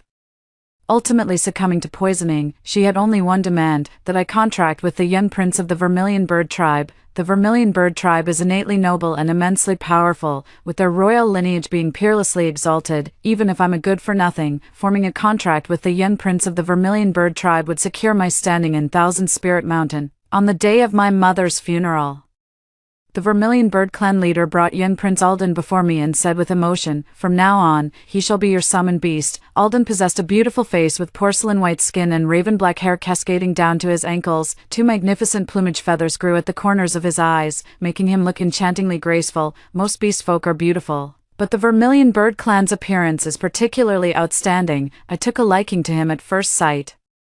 Burying my mother, I suppressed my grief and grew up alongside Alden. I knew Alden was reluctant to be a useless summon, so I indulged him in everything, offering the finest things to please him. I prepared a spacious room for him, even ventured to the South Sea to find a phoenix tree as his perch, collecting morning dew for him daily. Birds love beauty, and I always buy him the latest outfits first, filling his wardrobe to the brim, but Alden has always been cold toward me. He transforms into his true form, a slender, multicolored bird with a long, magnificent tail. I long to touch his tail feathers, but he never lets me. Just when I thought the Vermilion Bird was aloof and treated everyone the same, I discovered he allowed someone to touch his tail feathers. Oh, what beautiful feathers! That day, I spent the whole morning collecting dewdrops for Alden and returned to the courtyard excitedly. Under the phoenix tree, The girl reached out and to stroke the vermilion bird's tail feathers. That person is my cousin Amara, too. I later found out that Amara often sneaked into the yard to meet Alden when I wasn't around. I just wanted to see the rare vermilion bird. I didn't tell you because I was afraid you'd be upset. After all, you lack spiritual bones and can't cultivate. What if you misunderstood and thought I was trying to steal your summoned beast? Facing my questioning, Amara explained. As if the reason she did this was because I was too sensitive and petty, I bit my lip hard, my eyes fixed on the pouch in Alden's hand, that was given to him by Amara. If you're unwilling, I won't see him again, Amara said. Alden glanced at me, his voice cold. I don't need her permission to see whoever I want. We haven't formally bonded yet. He then turned to Amara, his voice softening. You're welcome to come whenever you like. It was the first time I'd seen him speak to someone so tenderly. His eyes seemingly filled with starlight. I deliberately sought out the embroiderer in the evening, spent several days learning embroidery, pricked my fingers full of bloody holes, and finally managed to stitch a barely presentable pouch. On the day it was finished, I gave the pouch to Alden. Here, for you. No way. It's hideous. Alden swatted it away with a paw, then flew off to the side clutching Amara's pouch in his mouth. My purse fell into the dirt, getting covered in dust. I walked over silently, picked it up, brushed it clean, and hung it at my waist. After that incident, Amara often came to visit openly. She always brought little trinkets in her hands. Every time, she manages to make Alden extremely happy. I couldn't help but say, the gifts I gave you were much more valuable than hers, and I put a lot of thought into them. The things she gave you can be bought casually anywhere, Alden scoffed. Amara is diligent and hardworking. She doesn't have time for trivial matters. Even if she gives me small trinkets, she took the time to specially find them. They come from the heart. He then sighed. She is exceptionally talented, and the aura around her is captivating. If only I could be her summoned beast. I was thunderstruck, my voice tight. Alden, you promised to be my summoning beast. I know, no need to remind me. He gave me a disgusted look, transformed into his true form, and flew up the phoenix tree. The phoenix tree was so tall that I couldn't possibly climb it, nor could I see what he looked like. Every time I look up, it feels like gazing at an unreachable sky. To keep Alden's heart, I treated him even better, yet it had no effect. In his eyes, I'm a useless person who doesn't even try, just spending all day revolving around him. A decade has passed in the blink of an eye. Amara's cultivation progressed with astonishing speed, making her the brightest rising star, even as a child. She displayed extraordinary talent, and in recent years, her gifts seem to have grown even more remarkable, leaving everyone far behind. Despite her young age, her reputation had already spread throughout the entire cultivation world, and I became the laughingstock holy maiden, occupying the position without delivering results. On the day Amara came of age, she entered the demon beast forest and returned with contracts for 2 high-tier demon beasts, shaking the entire 1,000-spirit mountain.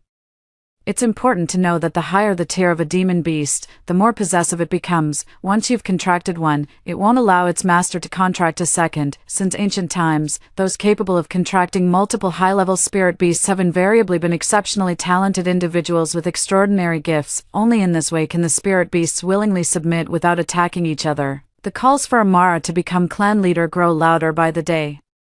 And I'm under unimaginable pressure. Another year passed, and I finally came of age. Alden, let's form a covenant. I couldn't wait to take Alden to the covenant altar for the ceremony. Everything had long been prepared. Colorful banners fluttered as all the people of Qianling Mountain came to witness. Under the watchful eyes of the crowd, I pricked my finger and let my blood drip onto the altar below, then urged Alden to do the same. Alden didn't move. His expression was hesitant. And after a long pause, he finally said, Lorelei, I don't want to. 3. My pupils trembled. The thing I feared most has finally happened. Alden said, how can I alone repay the beast tribe's debt of gratitude to your mother? This isn't fair. As the proud prince of the Vermilion Bird tribe, becoming a summon for a worthless human is truly the greatest humiliation, transforming into a vermilion bird. He circled the sky several times before flying to Amara and lowering his noble head. Amara, I wish to form a contract with you. Seeing the scene, my vision went black and I fainted. When I woke up, Alden had already formed a bond with Amara. Even though Amara already had a summoned beast, even though I promised he would be the only one, he still chose Amara. The Vermilion Bird clan leader rushed over to apologize upon hearing this, but the rice was already cooked. There was nothing to be done. How about choosing another one? He said. The young lord from the Fox clan is quite good. The Fox clan members hastily refused. No, no, no, the little prince from the leopard clan is much better. The leopard clan flew into a rage. What did you say? The various parties kept pushing the responsibility onto each other, none willing to take it. Overwhelmed with grief and indignation, I shouted, "Enough, I want none of you." Without waiting for anyone to leave, I jumped off the bed and ran barefoot out of the room, all the way to my mother's grave. "Mother, I've failed you," I wept. Kneeling on the ground, the graves lie silent. I wiped my tears and said stubbornly, "Mother, I won't beg them anymore. I'll go to the demon beast forest myself to see if I can find my own summoning beast." When I returned, the place was already deserted, the room empty and cold. I changed clothes, put on my shoes, gathered all my magical tools, and set out alone on the journey. Upon reaching adulthood, all Qianlingshan people enter the beast forest to find their summoning beasts. It's extremely dangerous inside, with high risk of losing one's life, but at this moment, I feel like dying wouldn't matter anyway. Having lost the vermilion bird, I can't inherit the clan leader position or enter the heritage grounds. I'll die regardless. Wow, the saintess actually entered the demon beast forest. She actually walked in on foot. How hilarious. Just as we entered the valley, disciples from Qianling Mountain spotted me and began circling around me with playful grins. Rustling sounds emerged as a small black snake slithered out from the grass, moving toward us. "Hey, isn't this just an ordinary snake? It's approaching us on its own, seems quite spirited, maybe it wants to form a contract with us." Ha, who would ever contract with such a common snake? Before the little snake could get close, a disciple raised his foot and kicked it away maliciously. The little snake fell onto the rock with a thud, unable to move for a while, apparently seriously injured. The further out in the forest, the lower the level of demon beasts, and even ordinary people can harm them. The disciples were unwilling to form contracts with low-level demon beasts. "Let's not waste time, hurry inside. Holy maiden, you can slowly walk in on foot." They flew away laughing loudly. After they flew far away, I walked to the stone, picked up the little snake, and fed it some spiritual liquid. Feeling better now, seeing the little snake being kicked away in disdain reminded me of my own experiences in the Thousand Spirit Mountain. Out of shared suffering, I decided to help. The little snake shook its head dizzily, as if recovering, then coiled its tail around my arm. Understanding its intention, I chuckled wryly. "I won't form a contract with you. I'm just a good-for-nothing. You should leave." I crouched down, picked up the little snake and placed it on the ground, then stood up to walk away. The little snake tirelessly followed me. The entire surrounding valley was deathly silent, with only me and the snake. After walking a long distance, I finally spotted a couple of birds and rabbits. They ran over to glance at me, but upon realizing I was just an ordinary human, they walked away. About a day later, I reached the central part of the forest. Dangers lurk within. Fortunately, although my cultivation is weak, I never gave up on martial arts in daily life. With agile movements and ample magical tools prepared, I managed to turn danger into safety every time. The demon beasts I encountered were either extremely ferocious or looked down on my low cultivation level. All refused to form a contract with me. After struggling all the way to the heart of the forest, we finally saw a high-level demon beast. It naturally noticed I lacked spirit bones and roared fiercely at me. "Time waits for no one. This is the one." There are two methods to contract a spirit beast, voluntary or forced. Nowadays, demon beasts are unwilling to form contracts with me. To survive, I have no choice but to resort to the second method, the winner takes all. I took out the life-saving magical artifact I had prepared and, relying on my mortal body and wits, managed to hold my own against it for 3 days and nights until it finally collapsed from exhaustion. By this point, the artifact had completely shattered, and I was left with no tools whatsoever. Staggering forward, I bit my finger, ready to form a contract with it. Suddenly, someone flew out from the side and kicked me away. "It's mine." The one who kicked me was the same disciple who had kicked the little snake in the valley. Excitedly, he pricked his finger and let his blood drip onto the demon beast's forehead. "No." I lay on the ground, crying out in despair. He turned a deaf ear and quickly formed the contract. "Holy maiden, you're just trash. How pitiful for a high-level demon beast to be your summoned creature. Don't overestimate yourself." The disciple proudly kicked me again and swaggered away. I lay motionless on the ground. Without forming a contract with a demon beast, my stamina was exhausted. All my magical artifacts were shattered, and I simply couldn't survive alone in this forest. Perhaps this is the best ending. I lay on the ground waiting to die. Suddenly, a sharp pain shot through my fingertip. I slowly turned my head and saw the little snake that had been following me, now sucking blood from my fingertip, trying to form a contract with me, as if pleading, "Choose me." I suddenly laughed, but as I laughed, I began to cry. "You, of all people, had to choose me, this worthless fool." Fine, have it your way. I began chanting the incantation. The contract was successfully formed. A burst of white light erupted from the little snake. The glow grew increasingly brighter. I hastily raised my hand to shield my eyes. What's going on? It's just an ordinary snake. How could it cause such a huge reaction? The little snake melted into the white light, and peace returned to the surroundings. Before long, a distant rumbling sound suddenly echoed, and the ground began to shake. Countless demon beasts fled in frenzy, as if some immense danger was awakening. A white light shot into the sky, and after a dragon's roar that shook the heavens, a black dragon emerged from the ground, flying before me in the blink of an eye. As it landed heavily, the earth trembled and mountains shook. Facing the colossal creature before me, I instinctively wanted to flee, but my severe injuries made escape impossible. The black dragon did not attack me. Lorelei, from now on, you shall be this venerable one's master, the black dragon spoke, its voice haughty and cold. Then, it transformed into a handsome man dressed in black with ankle-length hair and dark eyes. Who are you? I asked the man uneasily. The man replied, I am the snake who just formed a covenant with you. As he finished speaking, his figure vanished, and a small black snake descended before me, crawling up my arm, panting as it climbed. As if utterly exhausted, let me rest on you for a while. If it weren't for the majestic black dragon that just landed before me moments ago, I could hardly believe this tiny creature in front of me was the same colossal being from before. Just as I was about to speak, the man's voice rang out again. Don't look down on me. I've been sealed for 1,000 years, nearly scattered to the winds, and now I need your spiritual energy to gradually recover. Sealed for 1,000 years, black dragon. 2 keywords made my face turn pale instantly. According to ancient texts of the Thousand Spirits clan, long ago, their contracts with demon beasts were extremely cruel, treating the beasts almost like slaves. Later, a snake demon with extraordinary talent cultivated into a dragon, defied control, and gained the power to break human-beast contracts. All summoned beasts received his aid, obeyed his commands, betrayed their masters, causing devastating casualties to the entire Thousand Spirits clan. The serpent demon occupied Qianling Mountain, reigning as a tyrant. Later, the major sects of the cultivation world united to suppress this beast, restoring peace to Qianling Mountain. From then on, the contracts between demonic beasts and humans were no longer as cruel as before. I remember, that demonic beast was called, since you are the master, you ought to know my name. The black serpent flicked its tongue, its cold body coiling around my arm. I am called Talon. Talon, it really is him. My entire body turned ice cold. Legend says the serpent demon possessed immense cultivation power. Since no one could kill him in ancient times, they forcibly suppressed him using the soul-extinguishing array, attempting to annihilate his spirit. Our ancestors warned never to release the array's seal or succumb to his temptations to form a pact, lest he be set free. We have always strictly followed our ancestors' decree. Unexpectedly, Talon's soul essence transformed into a small snake after millennia, escaping the array to seduce me into forming a contract, thereby freeing him from the soul-extinguishing array. If others were to find out, my transgression would be unforgivable, but now the rice is cooked, I'm completely overwhelmed.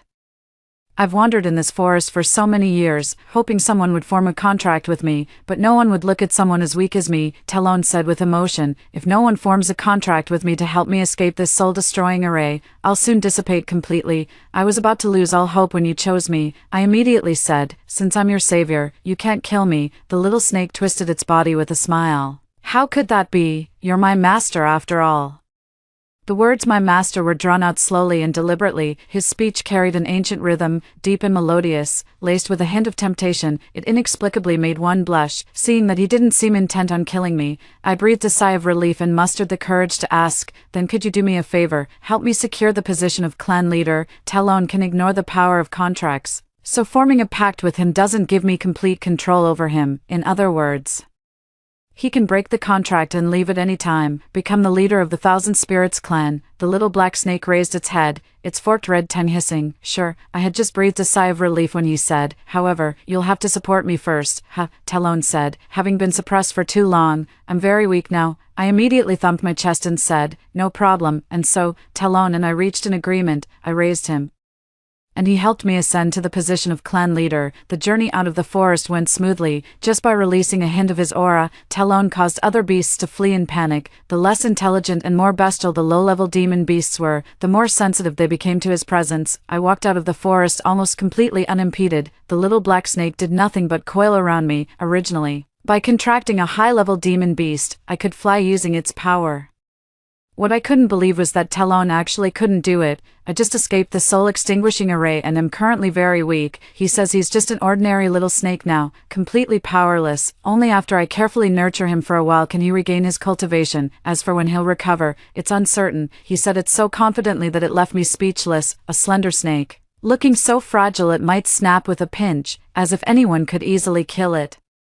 Nothing like the arrogant and wicked great demon beast recorded in ancient texts. I even started to worry, could he really help me ascend to the position of clan leader? Or perhaps, is he truly the legendary Talon? Could it just be some random imposter? Are you doubting this venerable one? The little black snake questioned with acute sensitivity. Shouldn't I be suspicious? I retorted righteously while glaring at him. After locking eyes with me for a moment, the little black snake snorted lightly. Too late, even if I were some random stray. We've already formed a contract. There's no backing out now. You're right, I sighed softly, resigned to my fate as I slowly trudged out of the forest on foot. 5. When I appeared at Qianling Mountain, everyone stared at me in disbelief. How is this possible? She actually came out alive. Among the crowd, Alden was also present. Seeing me, he floated over in his magnificent attire and asked, "Are you all right?"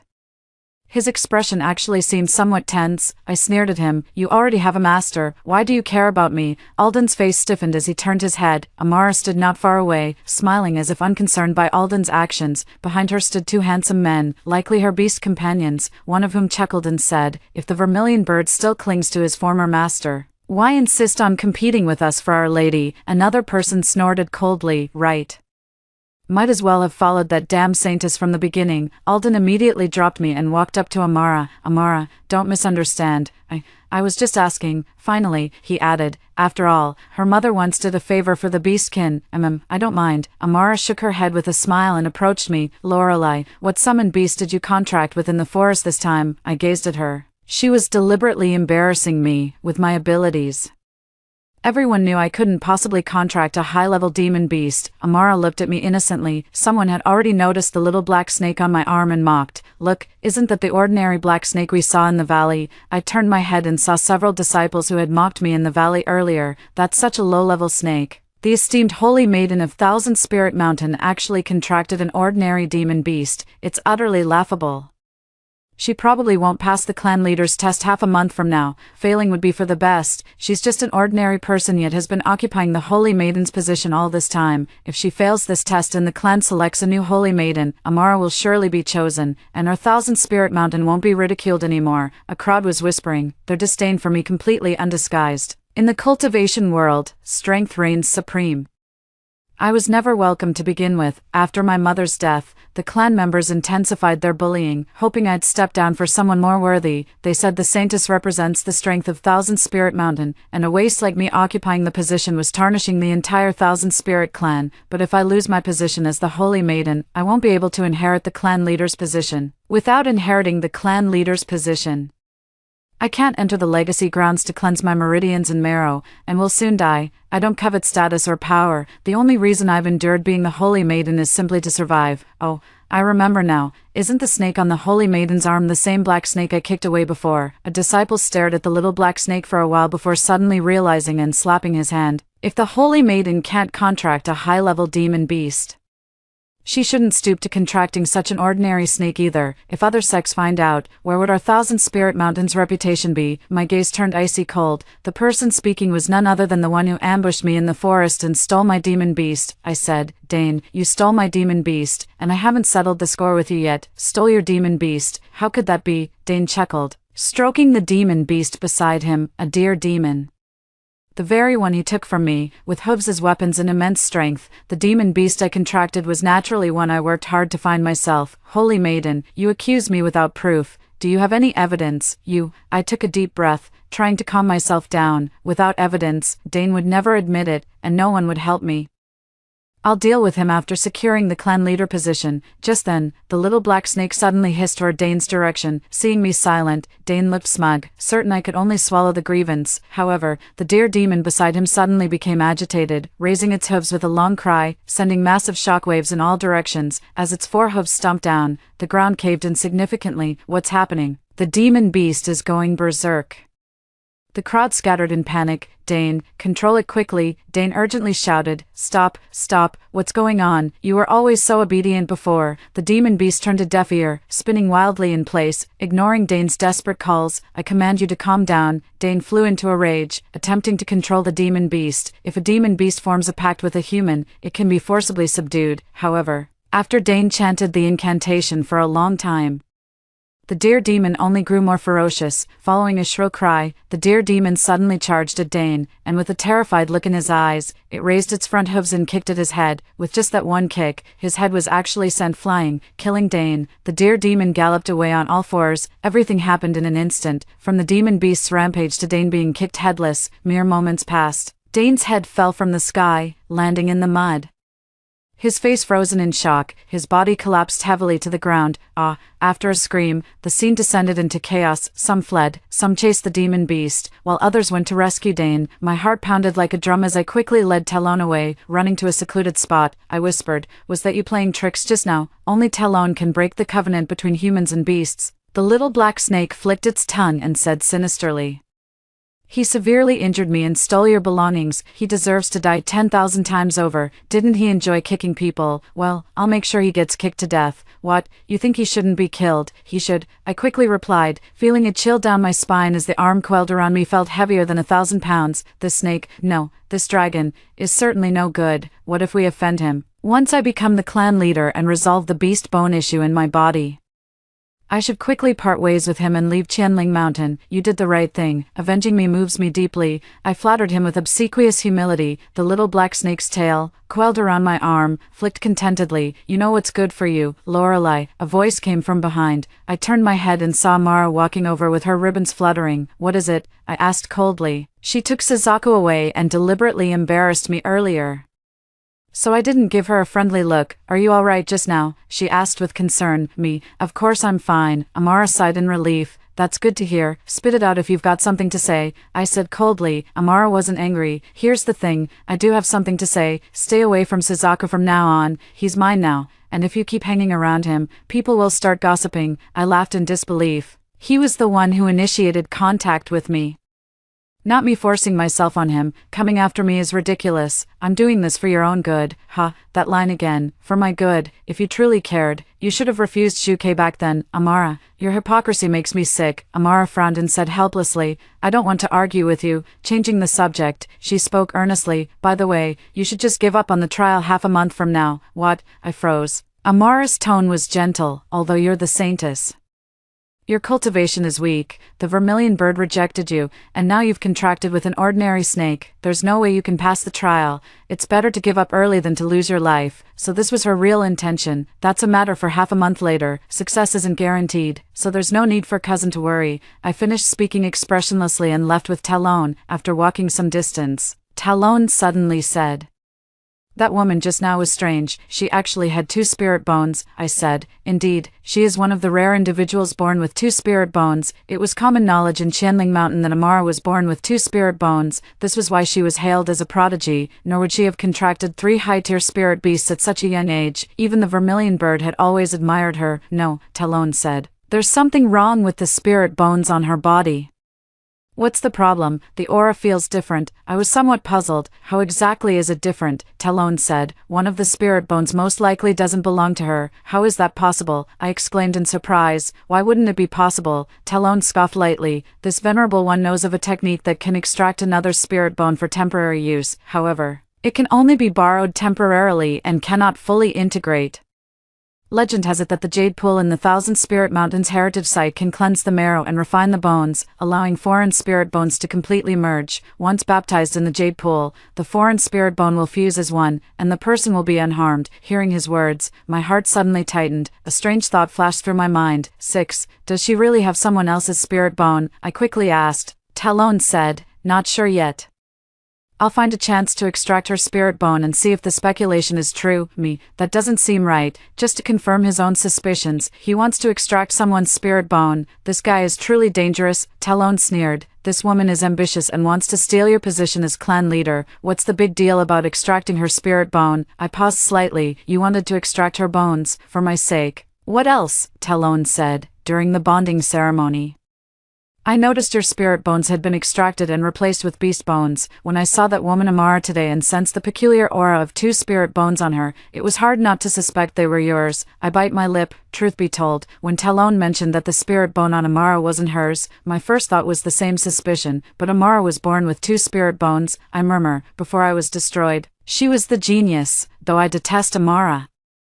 So far it hasn't reached a life or death level of enmity. Normally, she treats me with a degree of courtesy, not tormenting me like the others do. The greatest contradiction is the vermilion bird, yet the vermilion bird willingly chose her of its own accord. It was not taken by force. My jealousy is real, but I cannot cross moral boundaries to kill her and extract her bones merely out of suspicion. That's unclear. Without extraction, there's no way to judge. The little black snake yawned, commanding loftily, "This venerable one is tired. Hurry and attend to my rest." I gazed at the slender little snake on my arm with mixed emotions. This demon is indeed domineering and unrestrained, but doesn't seem as bad as the legends say. Back in my room, I made a nest with cloth strips and placed the little black snake inside. The small snake coiled up and fell into a deep sleep. I was also exhausted after coming out of the forest.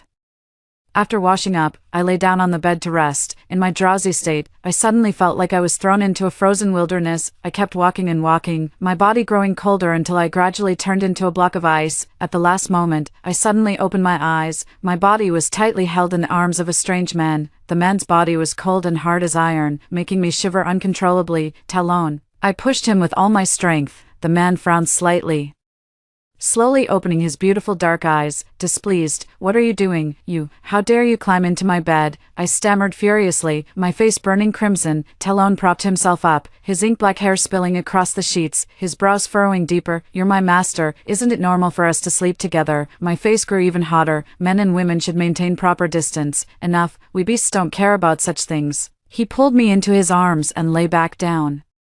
"Freezing here. Keep holding me. Don't let go." I was dumbfounded. How could he have the nerve to say such shameless words to an unmarried girl? No, I struggled with all my might. Talon glared at me, his eyes now vertical yellow slits, a sign of serpentine anger. "Didn't we agree? I help you seize the clan leadership, and you help me regain my strength. Sticking to you is how I recover my cultivation. Refuse again, and I'll make you regret it." His tone was icy.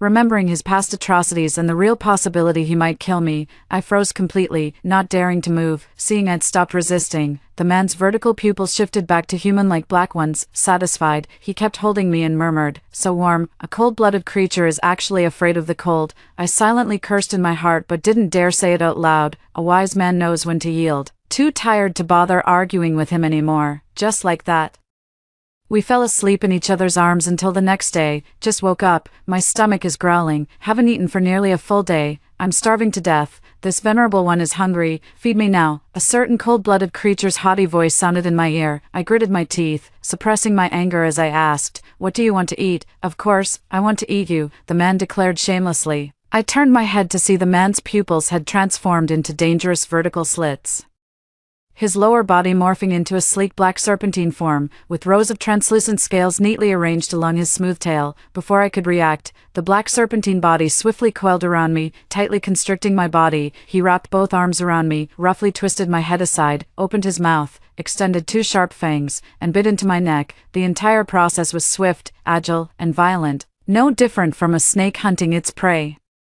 The only difference was that he warned me beforehand. No matter what, being uncultured is just that, uncivilized and rude. As if still untamed, finished sucking, my head was pressed uncomfortably, and I said expressionlessly, "If you keep going, I'll die, and then you'll have nothing left to eat." Perhaps those words had an effect. The snake reluctantly released me, raising its head with a hissing pant. A trace of bright red blood lingered at the corner of its flushed lips, forming a stark contrast against its pale skin. This untamed appearance carries an inexplicable danger and allure, making it impossible to look away. I admit I'm somewhat drawn to him. His eyes narrowed slightly, turning into vertical slits.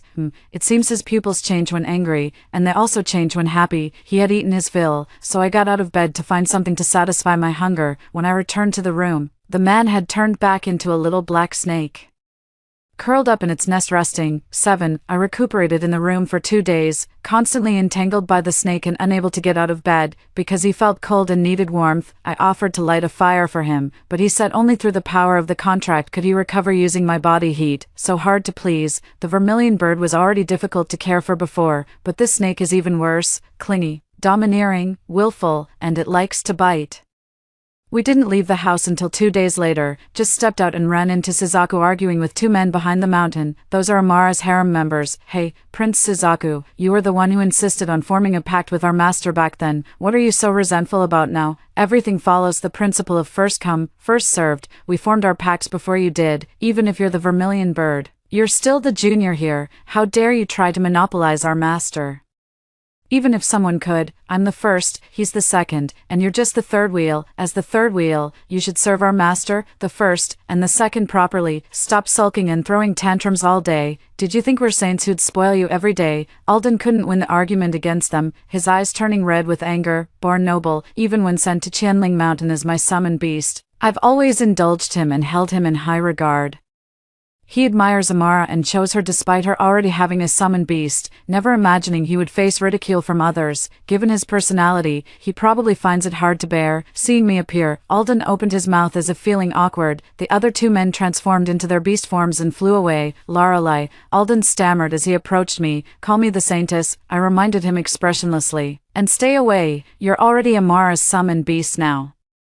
Alden lowered his head. After a moment, he seemed to notice the bottle in my hand and smiled again. Are you gathering dew, MHM? I nodded and stood up to leave. The snake lord at home is extremely picky. He refuses to drink ordinary water and only drinks my blood when thirsty. I couldn't take it anymore and asked if he'd be willing to substitute with morning dew instead. He reluctantly agreed. So I hurried out to collect the dew. After collecting for a whole morning, I returned to the hilltop with the bottle, only to find Alden still standing in the same spot. I was surprised for a moment, but then thought it was none of my business, so I walked straight past him. Wait, Alden stopped me. I looked at him in confusion. After a moment of silence, he reached up to take the bottle from my hand and said, "Thank you. Since leaving you, I haven't drunk dew for a long time." It suddenly dawned on me, he had been waiting all this time, thinking I was collecting dew for him. "Sorry, this wasn't for you," he said calmly. Alden's hand froze midair as he exclaimed in astonishment, "Not give it to me, then who?" Then he added angrily, "Don't tell me you're giving it to that snake, such a low-level demon beast, and a snake at that.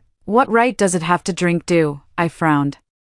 "Don't discriminate against my snake, as long as it's contracted with me, even if it's a low-level demon beast. I'll take good care of it. If you want to, have Amara collect it for you." Alden was stunned. I left with the bottle in my arms, not caring what he thought. Entering the courtyard, I closed the gate and walked into the room, immediately spotting Uncle Snake in his half-human, half-serpent form, coiled in my blankets and idly fiddling with things. "You're finally back." Seeing me, he slid off the bed and slithered over to complain. "You were gone for so long." I handed him the bottle. "Do." He didn't take it, sniffed me, and frowned. "Why do you smell like bird stench? Have you been raising another bird behind my back?" "No." "Yes, you have. You reek. It's all mixed feather bird stink." Old Man Snake suddenly flew into a rage, his tail instantly growing thick and long as it wildly thrashed about the room. In no time, the room was completely trashed by his sweeping.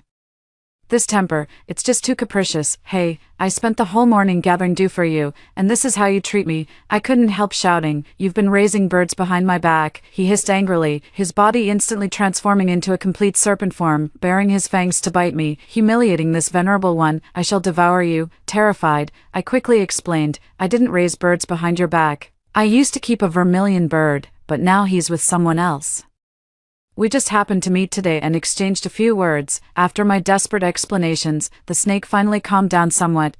"As if you dare keep another behind my back." After a moment of smug satisfaction, he grew angry again. "That mangy vermilion bird, how dare he abandon you? With your extraordinary talents and refined taste, how could he possibly do such a thing?" I froze for a moment, slightly surprised. "You think I'm good, ever since my spirit bone was extracted?"